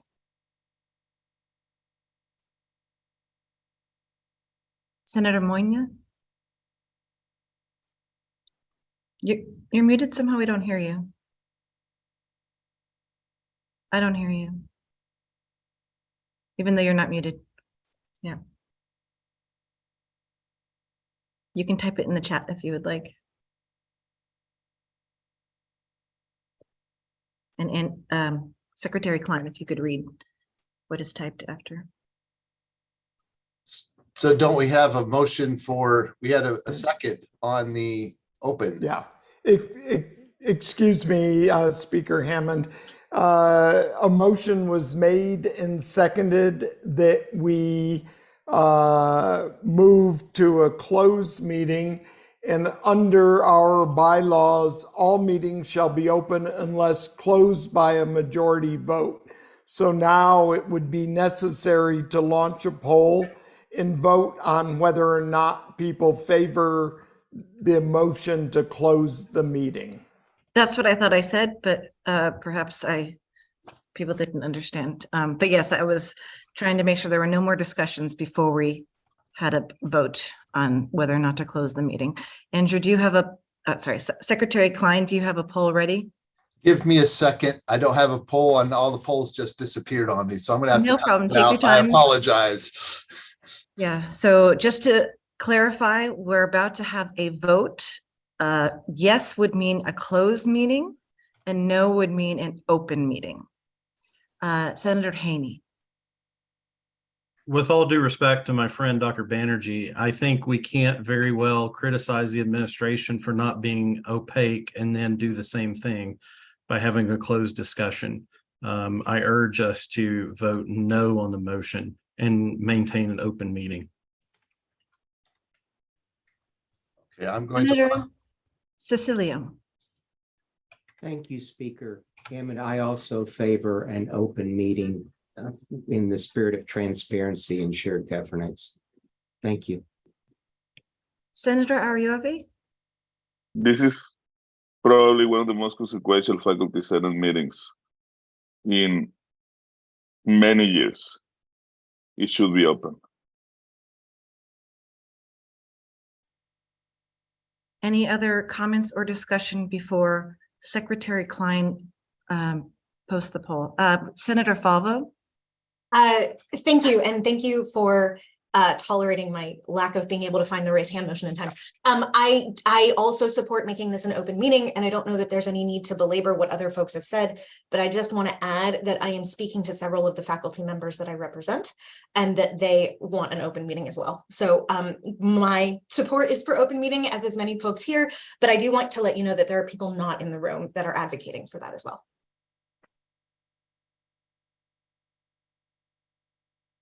Speaker Hammond, can I launch the poll? Just checking, make sure no last people jumping in. Andrew, please explain what yes is and what no is. So Yes is a closed vote, no is open. So the motion was to make this meeting closed. Can we Instead put of- the can we put those voting statements in the chat so everybody can see it, to be clear? Andrew, you're going to need to be the one who does that. No one else can do that. Okay. So again, I'm repeating it. A vote of yes will close the meeting. A vote of no will leave it open as it is.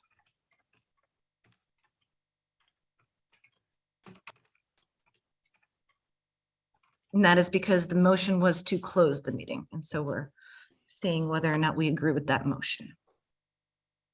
So I posted in the chat, may I launch the poll now? Yes.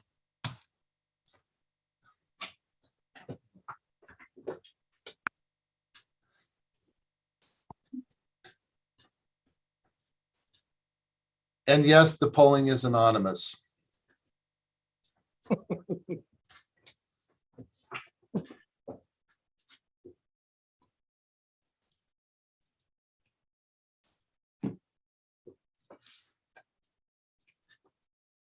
Okay, we're slowing down here. I want to see.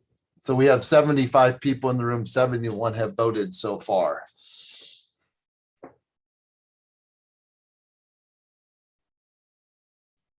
I don't see any changes, so I'm going to end the poll and share the results. Oops, just had one change, 2 changes.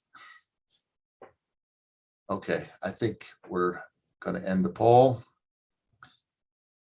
I'm just shared the results, and just the actual number were 15 yeses, 58 noes.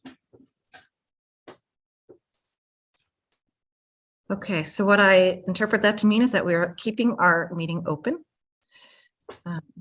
Senator Ariave, you were about to say something? No, sorry, I unmuted myself by accident. No problem. Okay, Senator Alvarado. So what's going to happen next? Are you going to talk about the motion?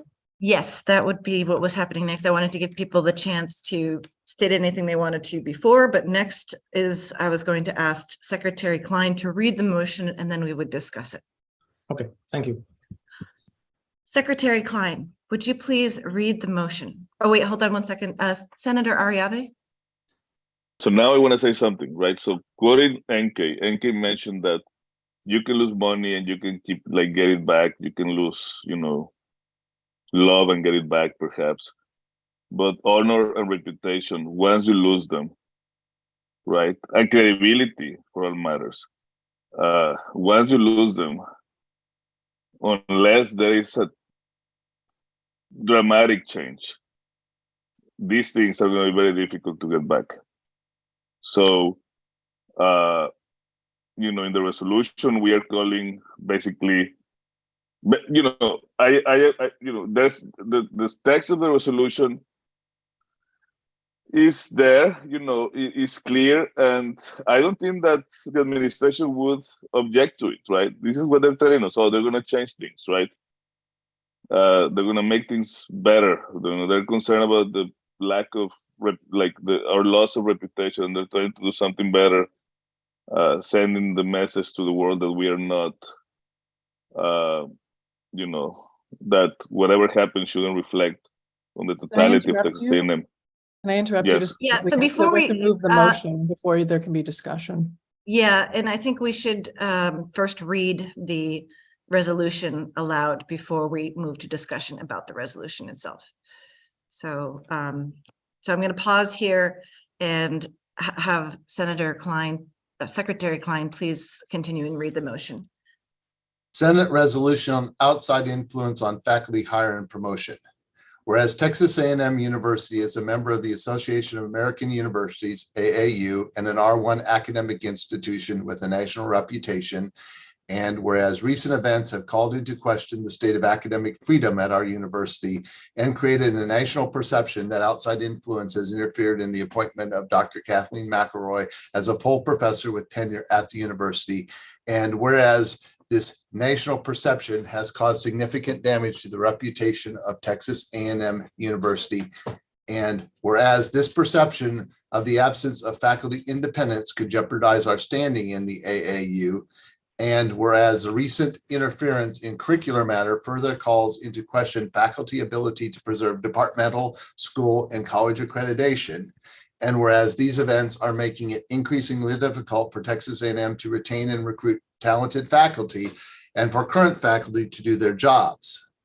Now, therefore, be it resolved that the Faculty Senate of Texas A&M University requests that the President, Chancellor, and Board of Regents make clear public statements that emphasize outside interference in faculty matters is not acceptable, and be it further resolved that the system and university leadership resist outside influences and stand up for the faculty against inappropriate outside pressures or the perception thereof. And Be it further resolved that the system and university leadership support the creation of a definitive process that ensure the faculty continue to have an appropriate institutional role in shared governance as advocated by the American Association of University Professors. Thank you, Secretary Klein. Just one more comment that I want to make before we go forward with a potential motion is, I know that I've been getting messages about fear for potential retaliation if the meeting is in fact open, but remember that all of you still have the ability to post anonymous questions to Secretary Klein. That has not gone away. So just wanted to make that clear to everybody. Okay, so Secretary Klein, can you make a motion to approve the resolution? Make a motion. Do I have to make the motion? Oh, is there discussion on the resolution? Yes, sorry. Is there discussion on the resolution? Senator Cannon. This is why I have a parliamentarian person here. I was hoping that there would be discussion. Yes. Well, I found the resolution to be very well written, and I don't think that there's anything that will jar the current administration whatsoever, because the asks are what they've already articulated within this meeting. But one of the questions I threw in the chat that we didn't get to was, how can one assure that an event will never happen again when one has no clear idea how it happened in the first place, which is what the administration has asserted. They were not involved. They have no idea. They have no, and without having made a root cause analysis to ascertain what happened in the interval between the time that this event occurred and when they knew that they would be speaking with us today. And so if they ratify that, yes, we totally agree that we need to change things, which they've already said, but they haven't made anything clear to me that they can assure anything without understanding what went wrong to begin with, then I don't think that this resolution is going to necessarily have the intended impact. And I suggest that we potentially amend it to include some asks that are much more specific. And there were some specific asks that our School of Medicine caucus got together and discussed, one of which is null and void because it was basically asking for the Board of Regents to expeditiously meet and approve the first tenure on arrival hire in order to send the clear message from high up in the administration that they in fact did want her here and want to undo any appearance that there was some influence to the contrary. And also to establish, perhaps a named Kathleen O. McElroy program in journalism, so that it acknowledges that she was someone that was very appropriate for this role. And at the very least, we can acknowledge that something did happen by having a named program or a scholarship or something. And then the question of, do we have confidence that this administration, given what we have heard, is going to accomplish what they say that they would like to?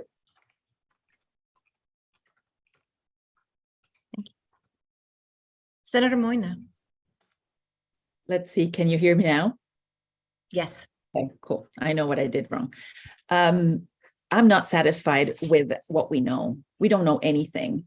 And I think that there needs to be, I don't know if this needs to be part of the resolution, but there needs to be a thorough investigation where everybody comes forward and says, what the heck happened? Why was something stuck in Interfolio and not moved forward? I was a head of department at some point. I have an idea of what may have happened, because when things don't move in Interfolio, there's normally phone calls going back and forth. So there is no trace of what actually happened. Maybe it was that, maybe it was something else. But unless we know what happened and we know whose fault this was, because somebody or somebody's are at fault. And if people who were at fault aren't punished, things will continue to go like this. So, there have been some people whose heads have rolled. I don't know if those were the right heads to roll. Senator Hill Price, or Speaker-elect Hill Price. So I think this resolution is a starting place, not a finish. I think based on the information that we have thus far, and I totally agree about the root cause analysis, everything else, exactly finding out what happened. I don't know that we ever will, unfortunately, because maybe it'll come out with all the FOIA requests that have gone through, all the other things. But I think it's important to say what this resolution says, because it effectively puts people on notice, not just in the university, but at the system level as well. I think that's an important nuance that we have in there, talking about the system having outside influences, not just the university. I think, like I said, this is a starting point. It goes with what we have right now. And then as things come clear, as more information becomes clear and apparent, and as we do greater investigations, I believe that there may be a time when we have an additional resolution that may come out of it. Thank you. Deb, you just started screen sharing. Sorry, I just wanted to read for the benefit of the members.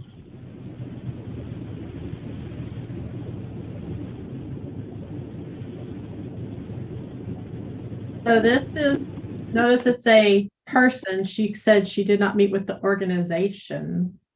So I think we need to get more detail on that for sure.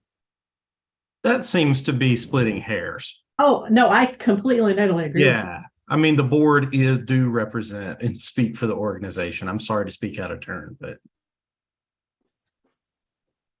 I just want to refer back to what Speaker-elect Hill Price said, and I do agree with her content, and that this resolution is not meant to be the end at all. This is meant to be based on the information that we have right now, and what do we do that is that we are confident about what we're saying without any potential missteps on our part.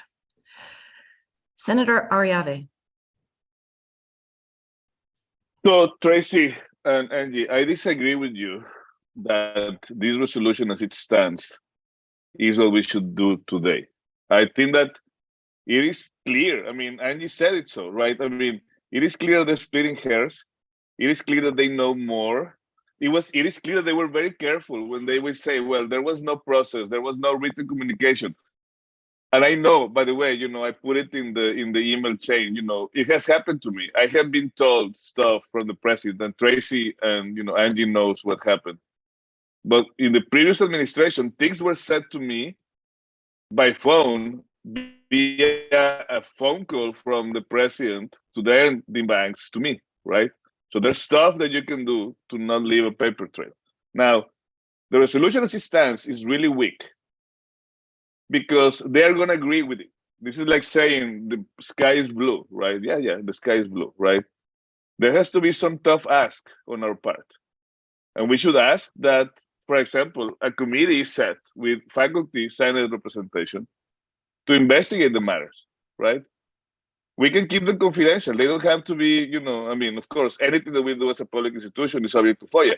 But there has to be a committee that finds facts and that ensures that the people responsible for this fiasco are held responsible for it, right? Right now, there are some people, that may have been scapegoated, that resigned, but who knows where this whole fiasco stops, right? I think the resolution as it stands is weak. And I would support, I wouldn't support this resolution if it doesn't add statements or, concrete asks, like forming a committee, a select committee, right, with participation from the Senate and maybe students or other stakeholders that are within the governance structure of the university. But we need to find facts if we want to keep our credibility as an institution intact. or not intact, this is too late, but at least we want to recover from, our drop in reputation, right? So that's my opinion, and I strongly endorse amending the resolution to include something that has more teeth, other than saying that the sky is blue and the water is I red. like that suggestion, and this is why we have these discussions. So, thank you. Senator McIntyre. Very much in the same mode as you just heard. I believe that the motion as we have it was made before we heard what we just heard in the past hour, which was frankly to me breathtaking to hear the president tell us that the offer of with tenure upon arrival still stands and is in force, and they have not received a formal rejection of the offer. It's there and in force, and that they have no knowledge of either of the two subsequent downgraded offers.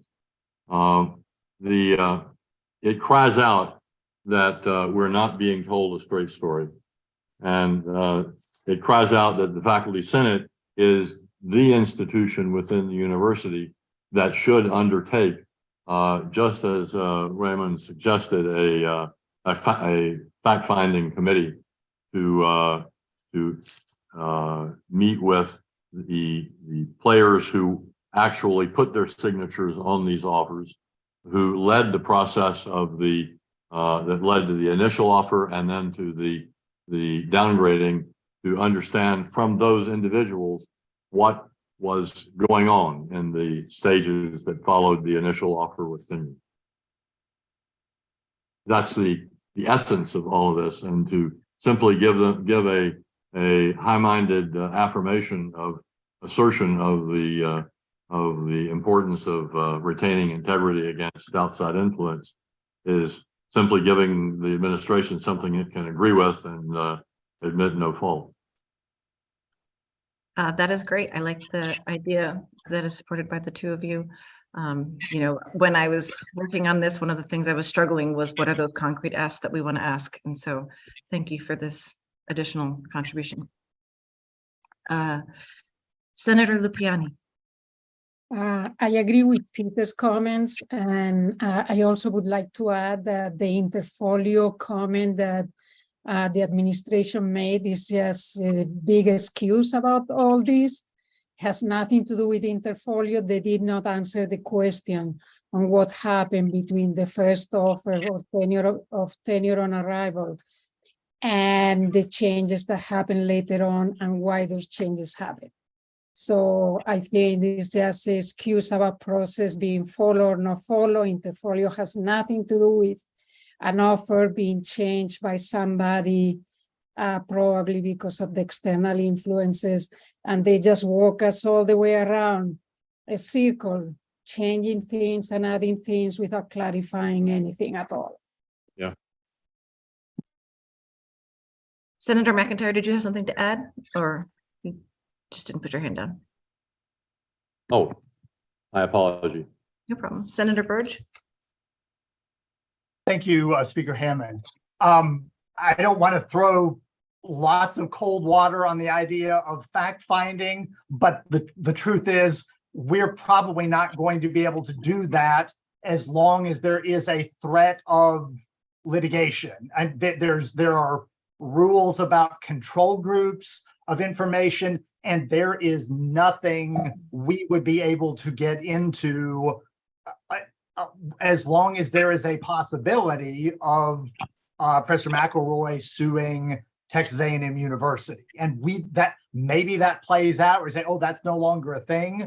And then we'd be open on that. But essentially every single door will be closed by high orders, because doing otherwise waives all kind of attorney-client privileges and creates lots of difficulties. Now, we can do investigation, fact-finding with regard to general processes, but as to the specifics of what happened here, as much as we want to know it, and I'm with everybody here in this meeting that I very much want to know.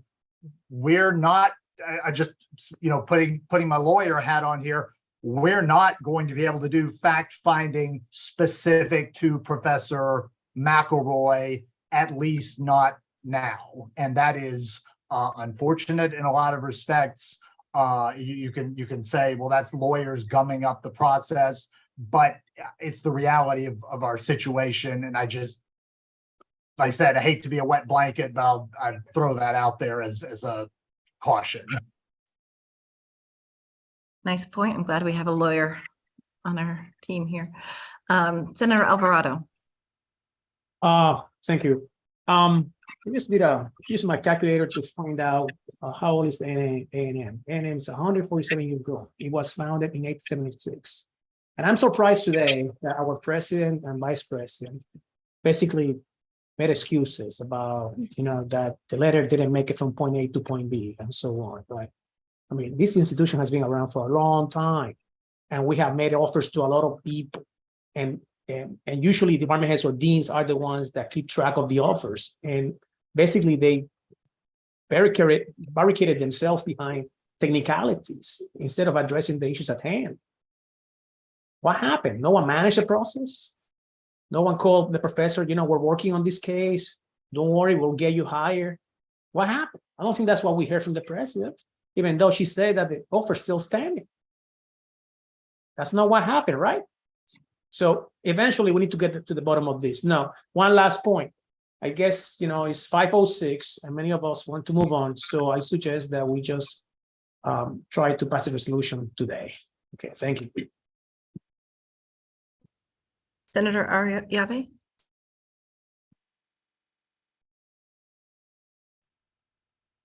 Yes, I think that, the resolution, if we, I understand, the legal issues and the fact that the legal, ramifications of this whole thing may actually prevent a fact-finding committee to be formed. I still think that we should ask for it, right? When the time is up. The other thing that I would like to move that we amend the resolution with is a statement saying that we remain skeptical of the explanations, right? I'm unwilling to take at face value any explanation that Kathy and NK made or gave because it doesn't make sense to me. We are a bunch of PhDs, right? And I don't think that none of us can actually diagram what exactly happened. I don't know who's at fault. I don't know where the offer came from. I don't know. There's so many questions that I have, and I don't think that they were credible in their, explanation for what happened. I think they were extremely careful at just saying exactly what had to be said, but they're not credible. And we should state that we remain in our statement in this motion, right? We remain skeptical of the explanation, and we are not trustful of the administration, or many of us have, issues trusting the administration in that what they're saying is true, because it just doesn't make sense. The explanations do not make sense, right? I have worked with NK and Kathy in so many, several hires, right?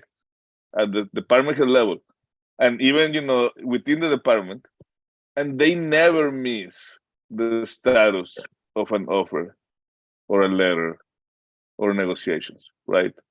The fact that they missed the vote on this very occasion for this very faculty candidate stretches my ability to believe in them. Exactly. Senator Gaddy, go ahead. Well, it tails directly on Raimundo's comment here, which is plausible deniability. If you don't go searching to find the information because you don't want to know, then you can come to the Senate 4 days later and say, I don't know. And under what circumstances are we in a situation to where they don't know? They knew they were both going to come here and be asked these questions. And for them to choose, they had to choose. For heaven's sakes, Bermudez gives a resignation, which they accept. And they don't ask the question to find out the information that they know they're going to be asked about. It's plausible deniability for them to then stand up here to us and say, I'm sorry, we don't know. We thought everything was moving forward as planned. That is, I'm sorry, I am insulted as a full professor faculty member at this august institution, which I'm an alumnus of this place, and I'm a faculty member here, and I love this place. I'm ashamed to wear my ring, for crying out loud. This is outrageous for them to come here and provide insufficient information and hide behind the fact that they did not choose, as the leadership of our institution, to get the information necessary to answer our questions. That was a choice on their part. If they didn't know, okay, fine, go get the information. You had a week, 7 days, 5 days, however many days it was. I'm sorry, I'm more emotional than I should be, but I'm reflecting the emotions of the faculty that I represent in the College of Veterinary Medicine, who are full of all of the resolutions we have previously passed that gave the benefit of the doubt to this administration in the last 2 years. And our faculty are pretty well done with it. And we have this resolution and we're dickering over what to modify and what to do here and what to do there. If it doesn't have teeth in it, those of us in the College of Vet Med, we're going to have to hang our head in shame tomorrow because we haven't done more. And I'm sure that College of Vet Med is not alone in this situation. Our constituents are totally pissed. And I do not think this resolution, as currently written, or even as discussed since this current conversation has transpired, they're going to find that completely inadequate. So plausible deniability, I think it was on Dr. Banks and Dr. Anand to find out the answers that we all now want to know. That was on them. They are the leaders to have done this fact-finding mission to be able to answer those questions for us that they knew were coming, and they chose not to do it. I'm disappointed, and I find it a complete lack of confidence in their continuation in this leadership. I'm done, sorry. Dana, you're not alone. I don't think that your college is the only one having these issues and questions. Senator Carpenter. Yes, thank you so very much. I apologize for not being able to be on the camera. I'm away on vacation, but this is obviously an incredibly important point for our Senate to be looking at.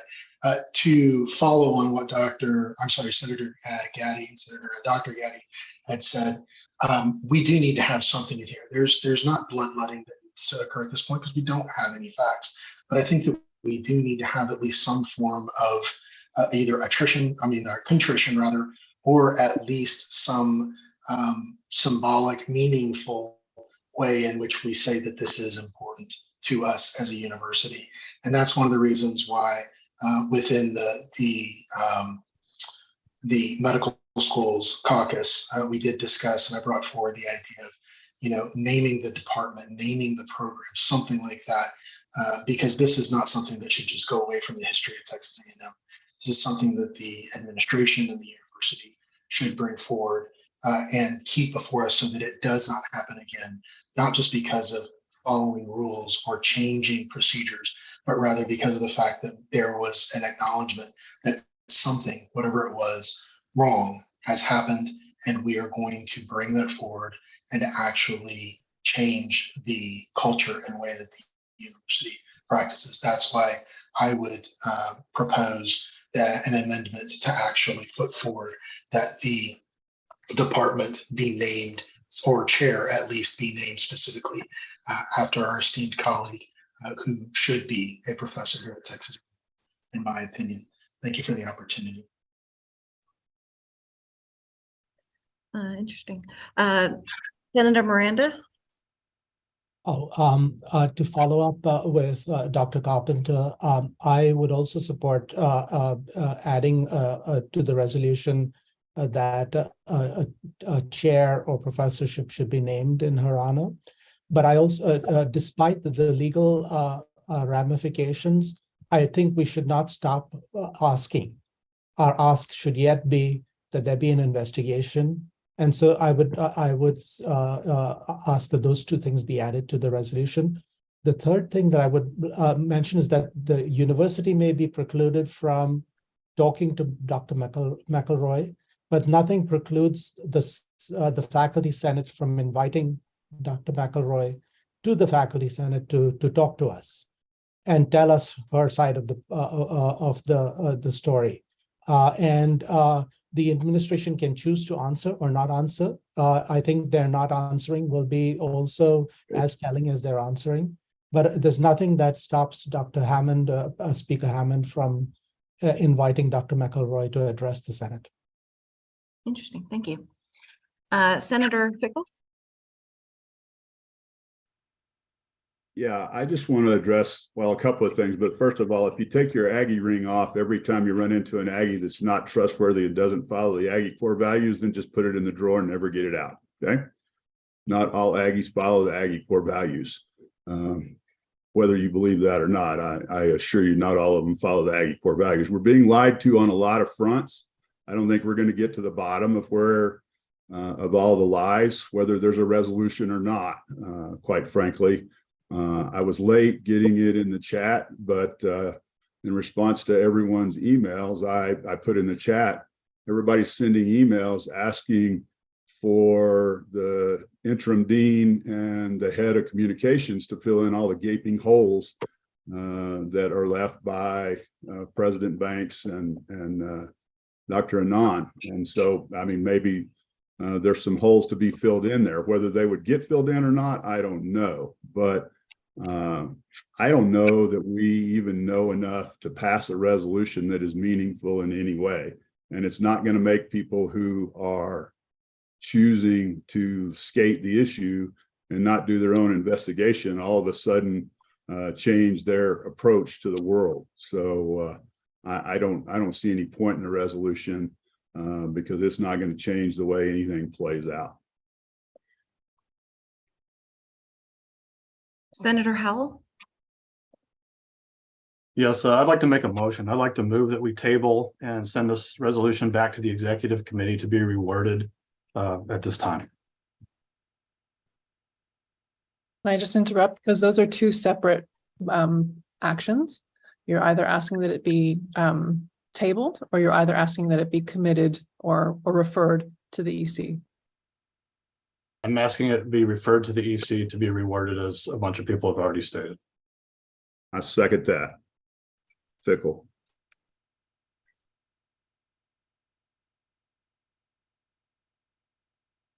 Okay, Senator Hiltbrand? I think we need to get clarification from our parliamentarian, just so procedurally how we move forward with that, because it's, since we had a motion and now there's a motion to table, just to make sure. Yeah, and we were expecting a motion to add some of these statements. We behind the scenes have been trying to summarize what people have been saying so that we could potentially do that today. So the motion to commit is debatable and it is amendable. And so it could be amended to give a specific time period, or that there are certain things that need to be considered by the EC. And this is all up for debate and amendment. And then we would vote. So the thing that we have before us right now is to be voting on this proposal to commit the current resolution to the EC for further change. But if you want to debate that, you can. And that would preclude us from adding on those things today, is what I'm assuming. If we vote immediately to refer it to the EC, then it would get referred to the EC, and that work can be done at the committee level and then represented to Senate at the appropriate time. And that appropriate time could even be part of this particular motion to refer if such an amendment were brought up.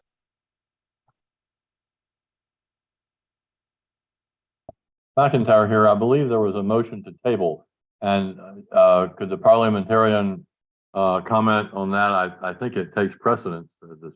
So I asked for clarification because the motion was to table it to the EC, and those are two different things. And it was clarified not as a motion to table, but as a motion to refer it to the EC.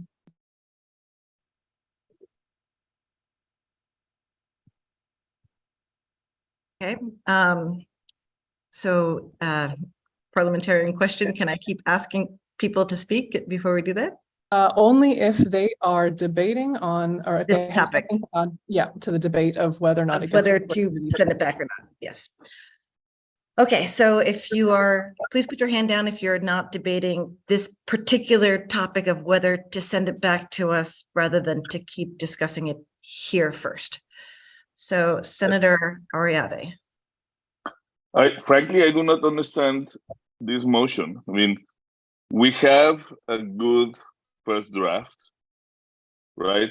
And some of us are proposing amendments to this resolution, adding, the establishment of a committee so that when time is appropriate and there are no legal consequences, we can investigate the matter.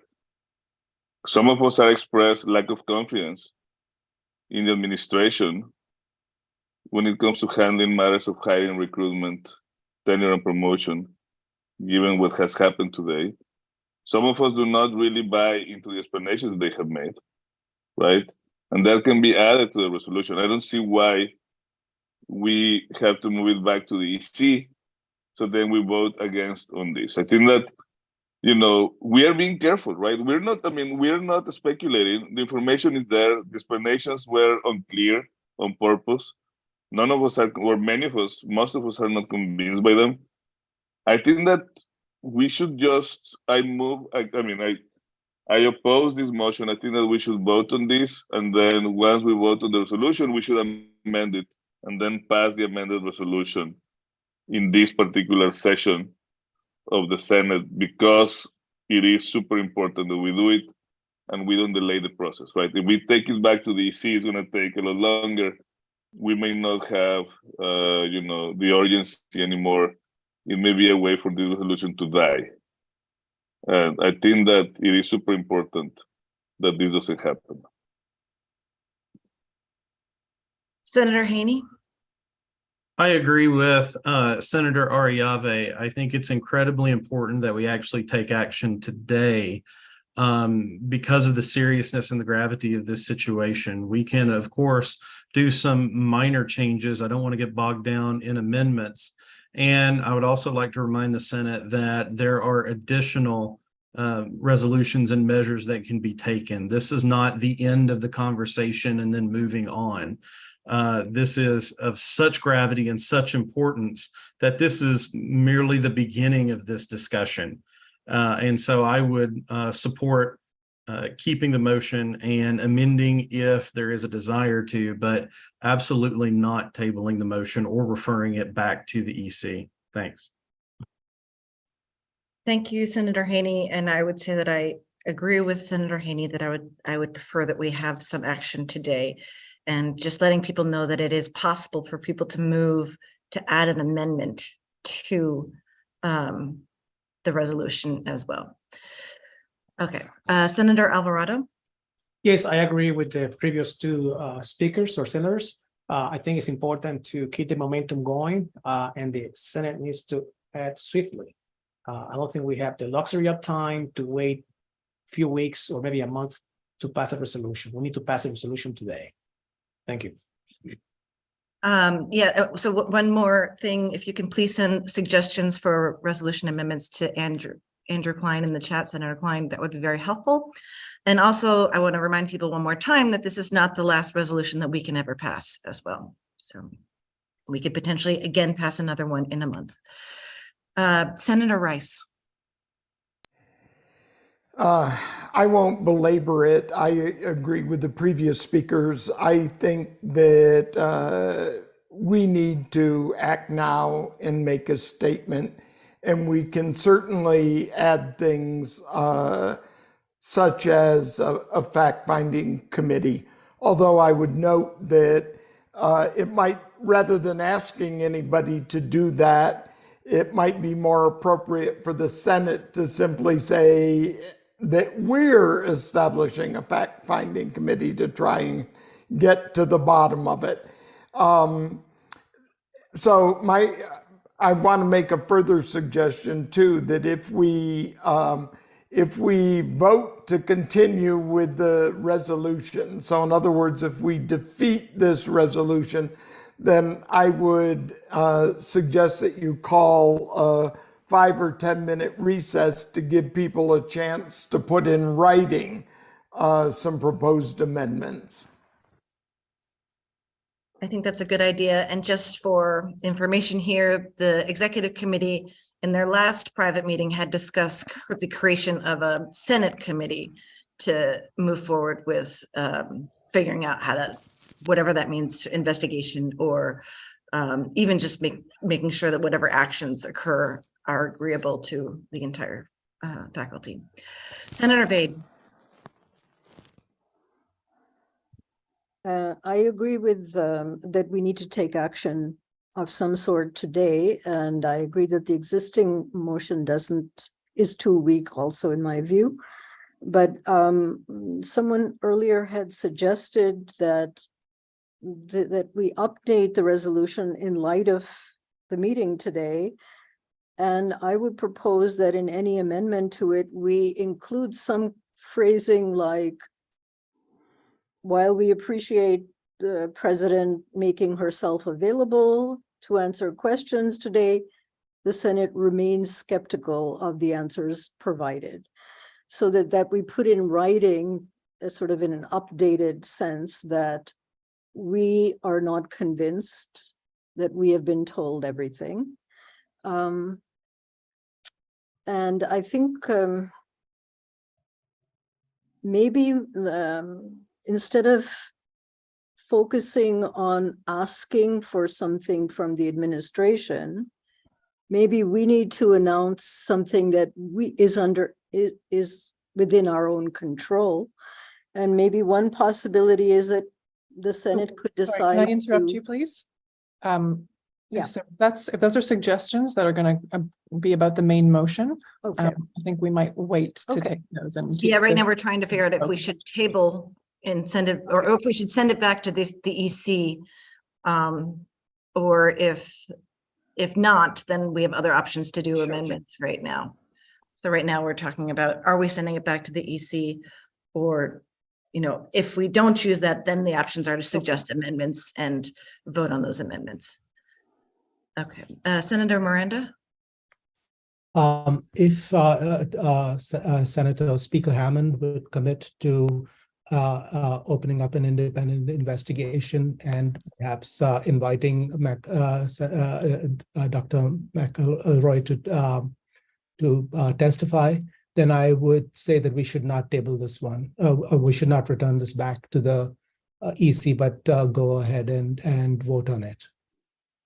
And the amendment as it's the language as it stands is weak. I agree, but I think our actions would be much stronger, and so I would vote to just set it up for voting now. I would need to behind the scenes clear that with the EC before making such a commitment, but I believe those are within reasonable actions. Senator Vade, or did you not put your hand in? Oh, sorry. Senator Howell. Yes, my reason for making this motion was for the executive committee to rework it more clearly. We're having a lot of people just saying, hey, let's introduce amendments and not really introducing amendments. And so I think this would be more quick and we wouldn't be here all night. So right now, everyone's just saying the same things and the same people are talking. This resolution has been introduced and this motion that I've made has been made. Any amendments that are made since the resolution's been introduced, correct me if I'm wrong, would then have to be proposed, debated, and voted upon for addition into the resolution that's already been introduced. In my mind, what I proposed is much quicker than doing all of that. Senator Sinha. Yes, Speaker, I have one suggestion that can we ask Dean Bermudez and the head of the Department of the Communication to be present in the next Faculty Senate meeting and answer some of the questions that were not clearly answered by the President and her council. There's still the lawsuit pending. I will, Senator Burge, did you want to? Sorry for interrupting, but I don't think that has to do with the motion tabling right now, right? Thank you. So that's Yes, maybe it a is not recommendation related for to me. the motion, definitely not related, but to answer some of the questions. Yeah. All right, Senator Howell, did you have another comment on, or did you just leave your hand up? I'm sorry, I just left my hand up. I'd just like to vote. Okay, all right, so at this point, Senator Tagg, sorry, did you want to say something about the motion? I was just going to call the question as to whether we're going to send this back to the EC or not. Okay, so I think at this point, Senator McIntyre, do you have a comment for this particular? The question's been called, so we have to go forward with a vote that cuts off debate. Okay, thank you.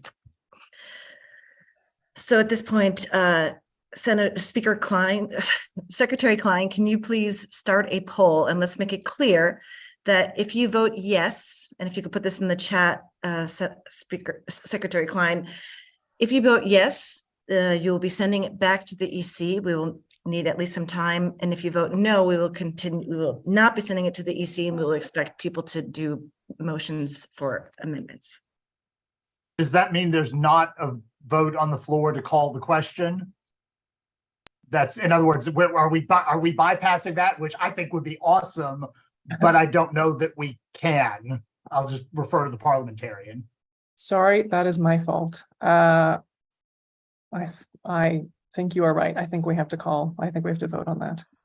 Forgive me. Okay, so I think we're voting on if we want to vote now and stop discussion. So if you vote yes, we are going to vote now. And if you vote no, we're going to continue our discussion before we vote on the motion to send it back to the EC. Is that clear? You better put that on the chat. So yes. So again, if you vote yes, we will vote now. If you vote no, we will not vote now, and we will continue discussing whether or not we should vote on sending it back to the EC. Just put it on the chat.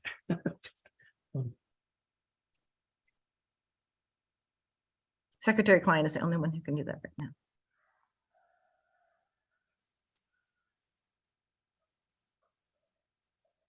Okay, I put it in the chat. I was typing as fast as possible. Okay. Can I launch the poll now? Yes. Okay.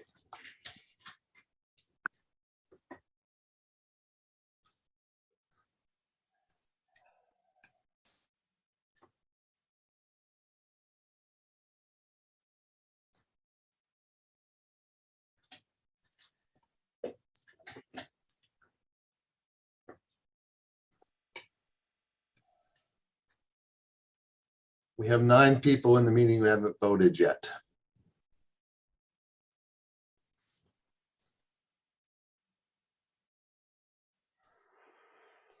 Just to be clear, calling the question is not debatable and takes a 2/3 majority to pass. Okay, so anybody who hasn't voted, please vote soon. Oh, there's one more vote. And I have an email that with another vote that wasn't working for them. So I'm going to end the poll. And I will share the results. So it is 68 people voted. There's one that texted me. It's 64, 8 against. Okay, so I believe that means we now vote on whether or not to send the resolution back to the EC, or whether, and if, so you're either going to say yes, and then we go back and edit it and then bring it back, and that we don't know how much time that would take necessarily, or if you say no, then we're going to expect amendments to be moved. Okay, Senator McIntyre. I would like to propose an amendment to the motion to What point of order? The question's been called. I think we have to vote on that before any other discussion takes place. No, this was a vote to return this to the executive committee. And right, but the question. The vote was to take a vote, and it passed. So now we take a vote. Okay.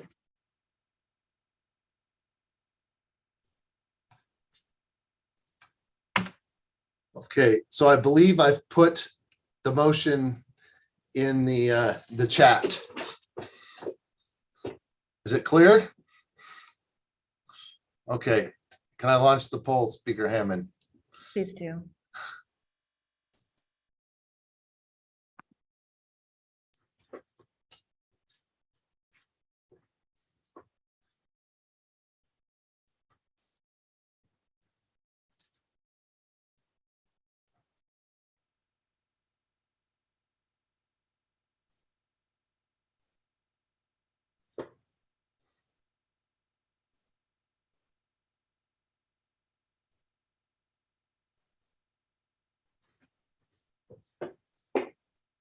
So far 64 people have voted. 65.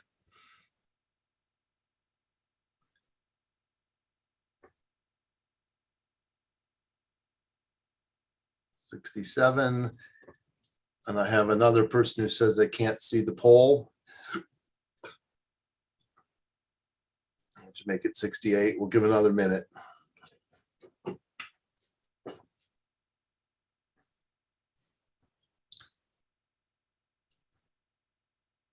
Okay, there does not seem to be any more motion on the poll.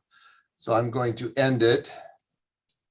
I'm going to share the results. So with the one additional vote, it is 30. There's somebody else who says they cannot see the poll. Please send me please put in the chat what your vote is.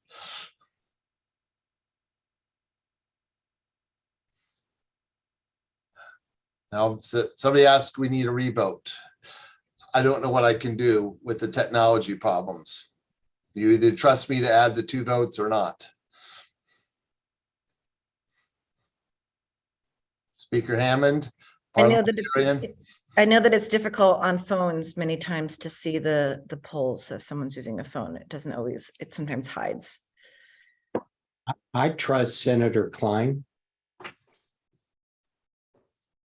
Okay, so what we have, I'm going to, in addition to what is shared, there are 2 additional no votes. So that would be 32 votes for, 37 votes against.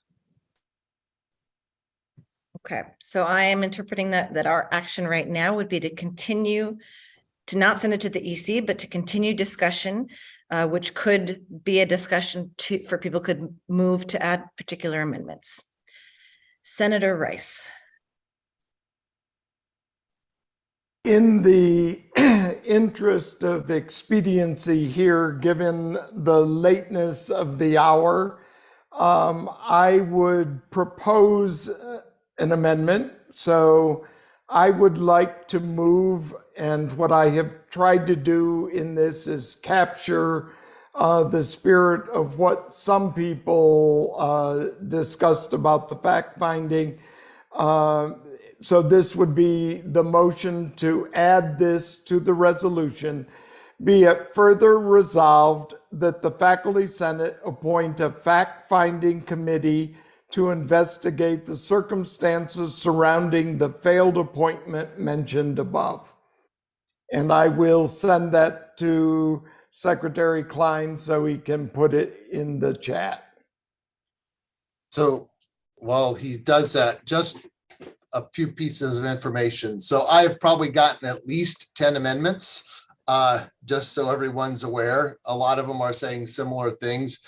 But the other question that has come up is, how long is this meeting going to go? And I think we also, just remember, I think we have some issues if we hit the 6 o'clock hour with according to our bylaws. So if we go to 6 o'clock, we have to have a vote to keep meeting. So I hope that answers some of the questions in the chat. So Dale,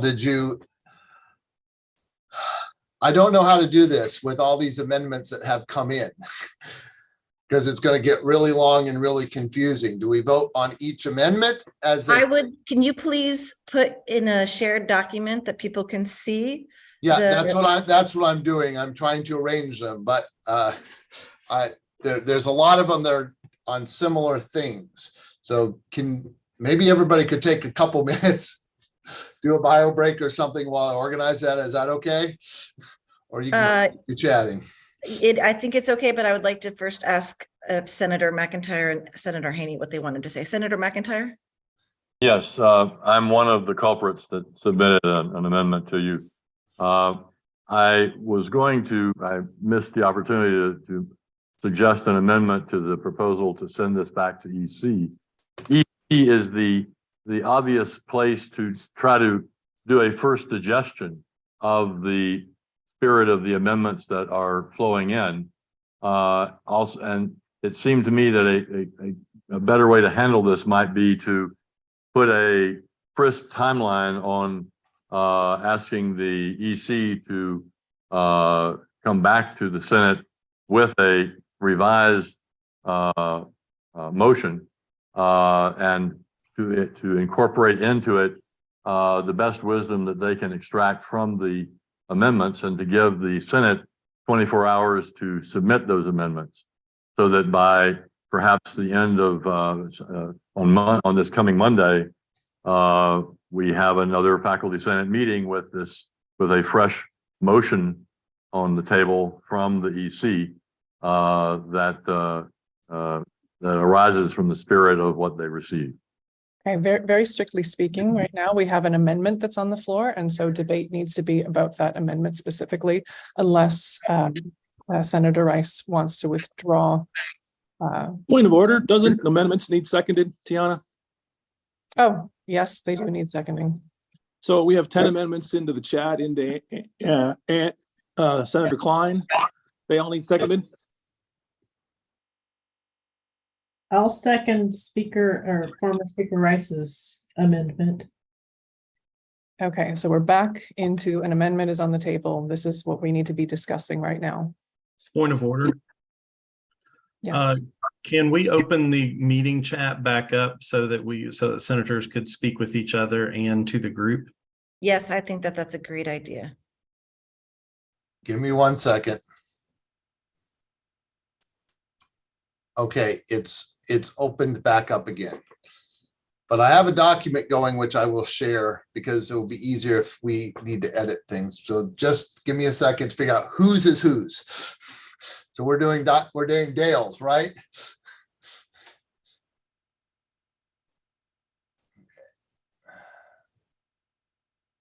Okay, be it further resolved.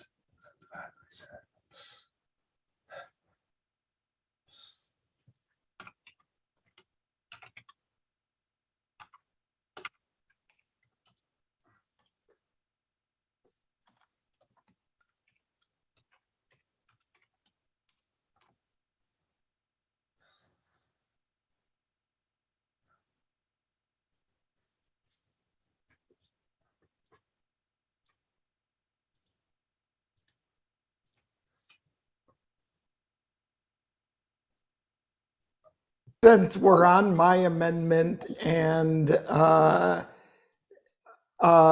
got a second, I can put it in the chat if that Please would do, and maybe be repeat it again. helpful.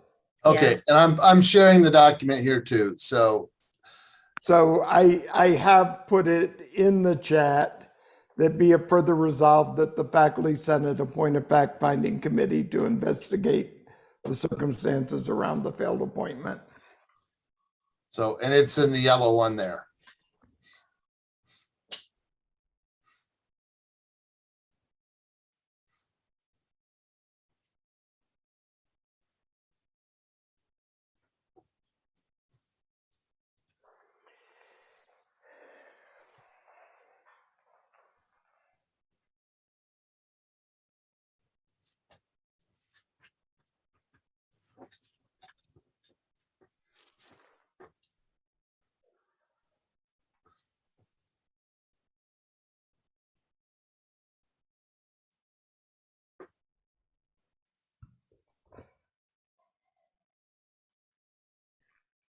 Are we currently discussing this amendment?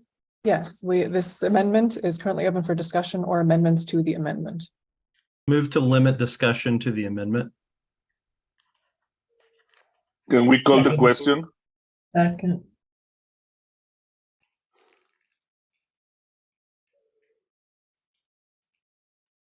There was a second, I think, to move, to only discuss the amendment and not to add amendments to the amendment. Is that? what No, I it just narrows the discussion to just the amendment. Do we And now? that's what's on the table unless anybody changes it. I mean, and if there's no more discussion, we can go ahead and vote on this amendment. Senator Sasana Gahar? Yes, thank you. I was wondering how effective a Senate committee would be in terms of fact finding. I understand that the figurative nature of this, having this documented, but I'm just wondering, can we even pursue people and get information? Thank you. And I will say that I sort of agree with that. When I was thinking of a committee, I was mostly making sure that the Senate be fully happy and satisfied with actions coming out of this event, which could include a fact-finding part of that. Senator Ariev? Well, NK gave us the solution, right? We can request, through FOIA, for any document involving the search process. We may not find a lot because a lot of it may actually have been done without paper trails via phone calls, right? But the fact that it's going to be hard to find the facts should not preclude our intent to form a committee. And we should tell the administration, well, we're going to form a committee, right? We're going to try to find everything that we can find about this matter. And I don't know that that's necessarily part of our resolution to them. No, but my point is, I'm defending the amendment, right? I think that the amendment, as it stays, I think that Dale has done a superb job at drafting it. I think it's clear, it goes to the point, and it reflects our intent to figure out what's going on, right? And of course, all fact-finding committees face challenges. This is why you have to set up committees, but we should set one. Senator Falvo? Thank you, Senator Hammond. I would like to offer a suggestion, and I'm not entirely sure here on procedure, but I think it would be a really good idea if we said outright who would be in that committee, not the names, but the positions. I think it would be a really good idea to ask certainly some administration to clarify in there that we will be asking administration. And I actually think it would be a really great idea to specifically say we will ask the president of the university to serve on the committee as a committee member, not as a committee head. It's just a suggestion. I'm not sure if anybody likes that. Off the top of my head, I see that as a way to ensure that we are holding them accountable to finding out what happened and to say, look, you're invested in what happened too, and you ought to be part of us figuring this out because we're on the same team. What happens if the president is involved in whatever happened, So that I am completely against that. That sets a COI immediately, right? Yeah. Senator Miranda? I actually like this amendment proposed by Senator Rice. And I think where the power lies is in asking for information from outside the university. So yes, Senator Burge is correct that the OGC will forbid people from within the university to speak.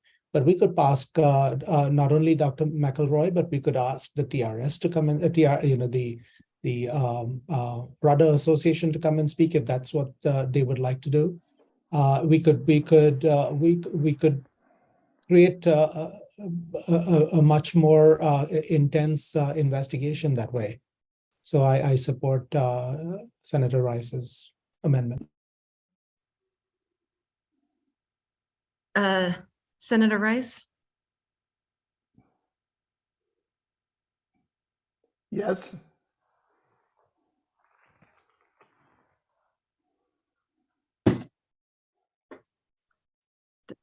Senator Rice, you have your hand up. Were you saying something? Oh, no, I'm sorry. I forgot to take down Oh, yes, I was going to say, I don't think we should put any specific positions on this. And right now, I think it would be senators clearly. And I think I agree with the previous speakers that adding administrators to it could be a potential conflict of interest. Senator Burge? Yeah, kind of going on with that. To be clear, the Senate can set up whatever committee it wants to set up to do whatever it does. The problem will become where administrators we're trying to access, they will be told almost certainly by OGC or outside counsel, if we have them at that point, to say, no, you cannot talk to anybody about this. But the point earlier about, well, we can ask whoever we want, we can, just realize people may say no, or they may say no on instruction from OGC. And honestly, Dr. McElroy will probably say no as long as she is represented by counsel. That doesn't mean, and be clear, that doesn't mean we can't do it. Just realize there will be challenges. That's all I had. Senator Sansagonar? Yes, I want to second Senator Burgess. That's why I raised my hand. I think if there's going to be a lawsuit, we're going to be one end of that lawsuit. So it's very tricky who and what we can ask. Also, I mean, we can ask as a citizen, but as a Texas A&M senator, I'm not sure. I think advice on that. Senator Howell? Yeah, I move for a vote on this motion now in advance of the 6 o'clock hour. And if we can't do it before 6 o'clock, then I move to vote on continuing this past the 6 o'clock hour. Second. Second. Any more discussion on that before we vote on that particular item that was just raised and seconded? Senator Cannon? If you're voting to call the question, then we can't really debate it. It's a question. This 2/3 vote. Are we voting Okay. right now on Got this it. amendment? Okay, so we're voting to vote on the amendment and having no more discussion on whether to vote on the amendment. So if you vote yes, you are voting that we should now vote on the amendment. If you vote no, then you're voting that we should have more discussion. Does everyone have that? Can I launch the poll now? Am I the only one? I'm just totally confused. What are we talking about? You're voting on if you agree that we can vote. If you say yes, then after that, we will vote on the amendment at hand. Right now, we're just voting on if we can stop discussion. Thank you. So if you vote yes, we can stop discussion and we can vote on the amendment.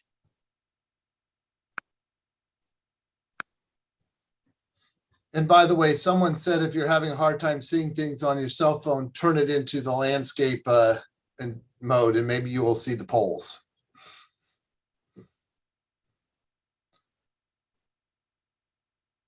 Okay, 58 people have voted, 59, 60.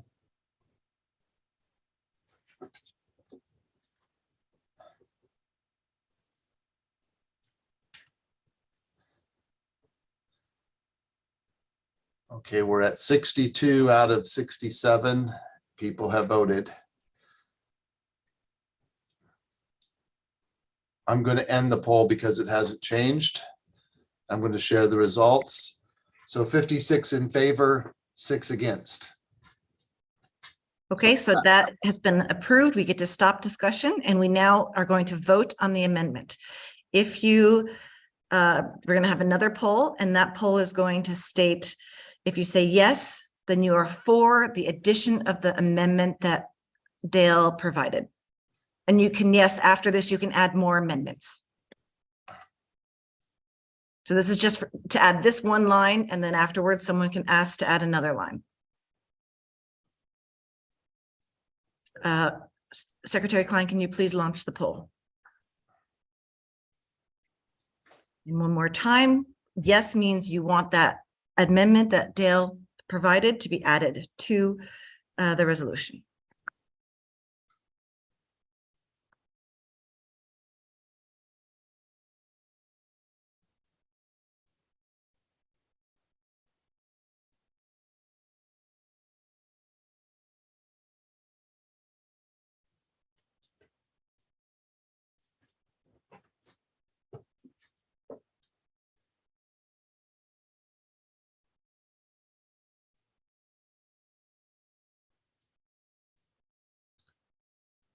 We are up to 63 individuals. I think I'm going to end the poll because it hasn't changed. You have a comment in the chat for someone. One extra vote for yes. I'm going to share the results. So with what was in the poll in the chat, it would be 54 for, 10 against. Okay, so that amendment has passed. Any more motions for additional amendments, or is someone going to move to extend the meeting? So Oh, moved. there's a move from I Senator second. Howell in the check, and there's a second from Senator Ramsey. Any other discussion before we vote to move to extend the meeting? Do we have to specify how long the extension is? I'm asking the parliamentarian people.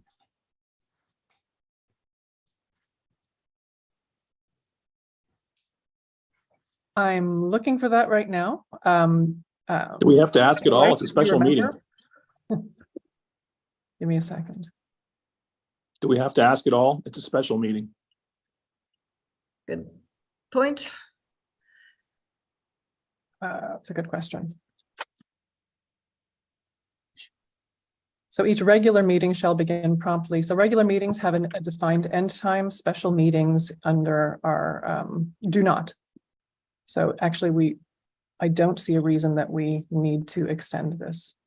I can continue. Except the motion's already been made and seconded. Well, the motion could be withdrawn. Or the speaker could rule that dilatory. Does anybody, the easier way to withdraw the motion, does anybody, Senator Howell or Senator Ramsey, do either of you want to withdraw? I think it's important to see how many people can stick around. I mean, this has been a pretty long meeting. I'd like to see a Because we vote. do need to keep quorum, yeah.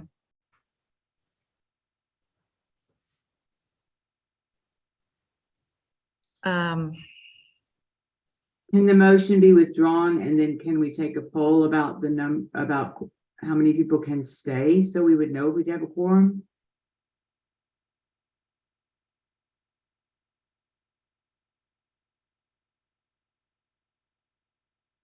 Parliamentarian?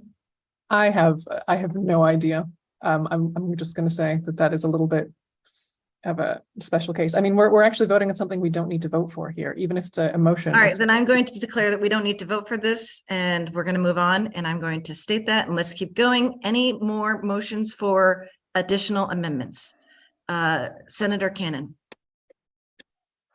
That wasn't exactly what I was going to say. Okay. Before we made this vote, I just wanted to make the comment that the reason that they want that we would make an amendment to form a committee to do the fact finding is because we were not satisfied by the fact that the administration did not do that. And I really strongly feel that we need to have some amendment in there stating that the reason that we want to do this is because we didn't have confidence in the explanations that the administration gave. And if indeed they could have done a fact finding and produced what was a more clear idea of what the events were that transpired and who was involved, how that happened, then we wouldn't want this fact finding meeting. And so I think the fact finding, amendment kind of says that, but indirectly, I think we need to directly say that what we learned is that the administration, although taking responsibility for the outcome, did not take responsibility for finding the facts to clarify it, or if they know them, they weren't going to share. One of the two. So Senator Ariebe? yeah, so this is something that I put in the chat. You know, I'm not really good at writing, you know, elements of resolutions, but this is something that I put there into the sense that to reflect the fact that, yeah, we don't find the explanation satisfactory. We're skeptical about the explanations that President Banks and Vice President Anand gave. And that's basically what I wrote up there. And Dr. Campbell proposed some words meeting that I'm happy with. So this amendment basically states the fact that we are skeptical about the administration's intent to tell us the truth, or at least that we're not satisfied with the explanations.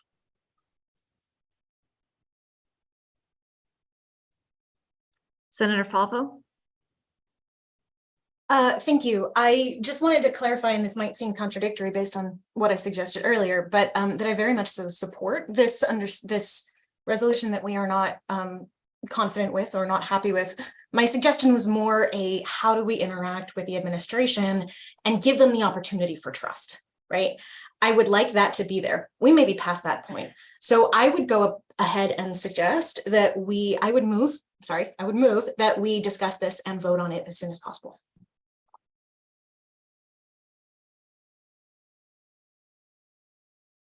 Okay, we could have a second, but there's also two suggestions for amendments in the chat that I think address some of the things. Senator Haney? Move to introduce the amendment proposed that I proposed in the chat. I will read that. Be it known, the Faculty Senate remains skeptical and lacks confidence in answers provided by the administration.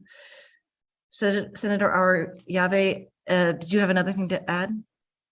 I mean, it looks very similar and it follows the spirit of what I wanted. So I moved that, I am in favor of that amendment, and actually I moved that we either further discuss it or that we move it to a vote. So at least we have one more amendment. So and I'm also concerned about seconding it. I second that amendment. Okay. Speaker-elect Hill Price. So I don't know if you've noted that a lot of people are leaving. I don't know how to do this, but to strongly encourage that we go with the one amendment that we have. We can do another resolution. I think we're going to need to anyway as we get more information and as more facts come out. But if we still have enough people, I think we need to move on without, in my opinion, adding. We can vote on this as soon as people stop raising their hands. So as soon as people put their hands down, we're ready for a vote on this amendment. Senator Ariebe? Sorry. So yes, I mean, I move that we vote for this amendment. Well, then I need you to, okay. All right, we are ready to vote then. Secretary Klein, can you please launch a poll? And to be clear, yes means the addition of the most recent amendment be added to the resolution, which is, be it known, the Faculty Senate remains skeptical and lacks confidence in answers provided by the administration.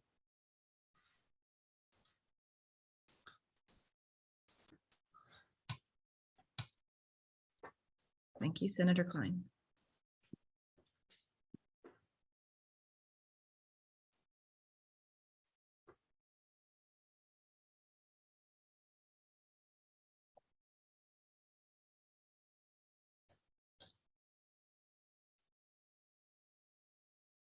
Okay, it appears that it has been stable. I'm going to stop. I'm going to end the poll and stop sharing here. Okay, that one passes. In Oh, effort no, to let me read it out just so we're clear. It is 49 for, 6 against out of 55 votes. Whew, 55 votes. All right, we're getting, please no one leave. Does anybody have any more amendments? The one other amendment I saw was the chair or the scholarship in her name. Does anyone move for that, or does someone move just to have a vote on the resolution as it is? I moved. So to- moved. Yeah, So second. moved. Second. Good. I second. Okay, I'm hearing a vote to is ready to go for on that we pass the resolution as it is with the 2 added amendments that we have added. We can always do another resolution next meeting or whatever we are. So I see no hands up. So what I'm going to do is ask Secretary Klein to launch a poll. And yes means I approve the resolution with the 2 items added that we added.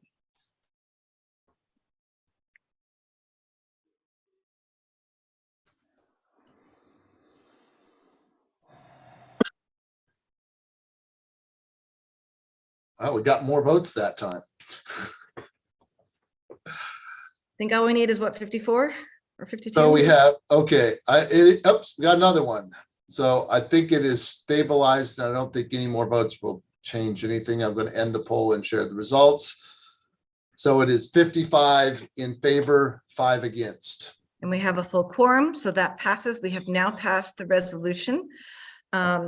Any more things, or I think someone could potentially move to end the meeting or Move have to a- adjourn.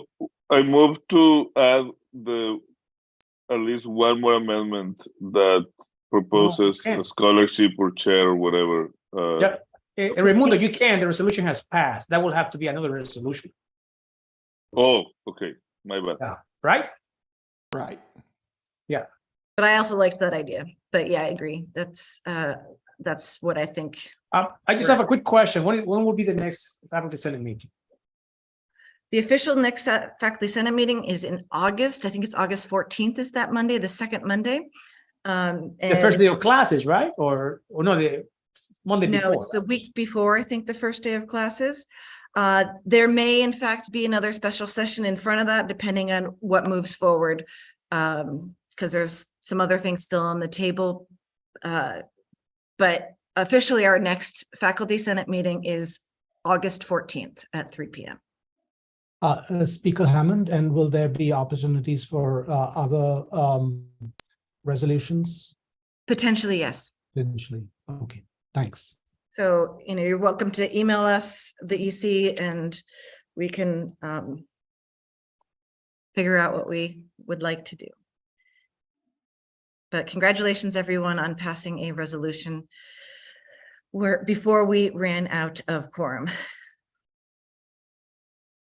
Yes, we will send out the approved resolution. Move to adjourn. Sorry, can I just say to Senator Miranda's suggestion, I'm just going to put the section from our bylaws here about anything that needs to be included on the agenda and the timing for the regular agenda. Yes. Okay, there was one move to end the meeting. Senator Tagg, I was moving that as well. so you're going to second? Sure. Okay, all in favor? Aye. Aye. Aye. Bye, everybody. Bye.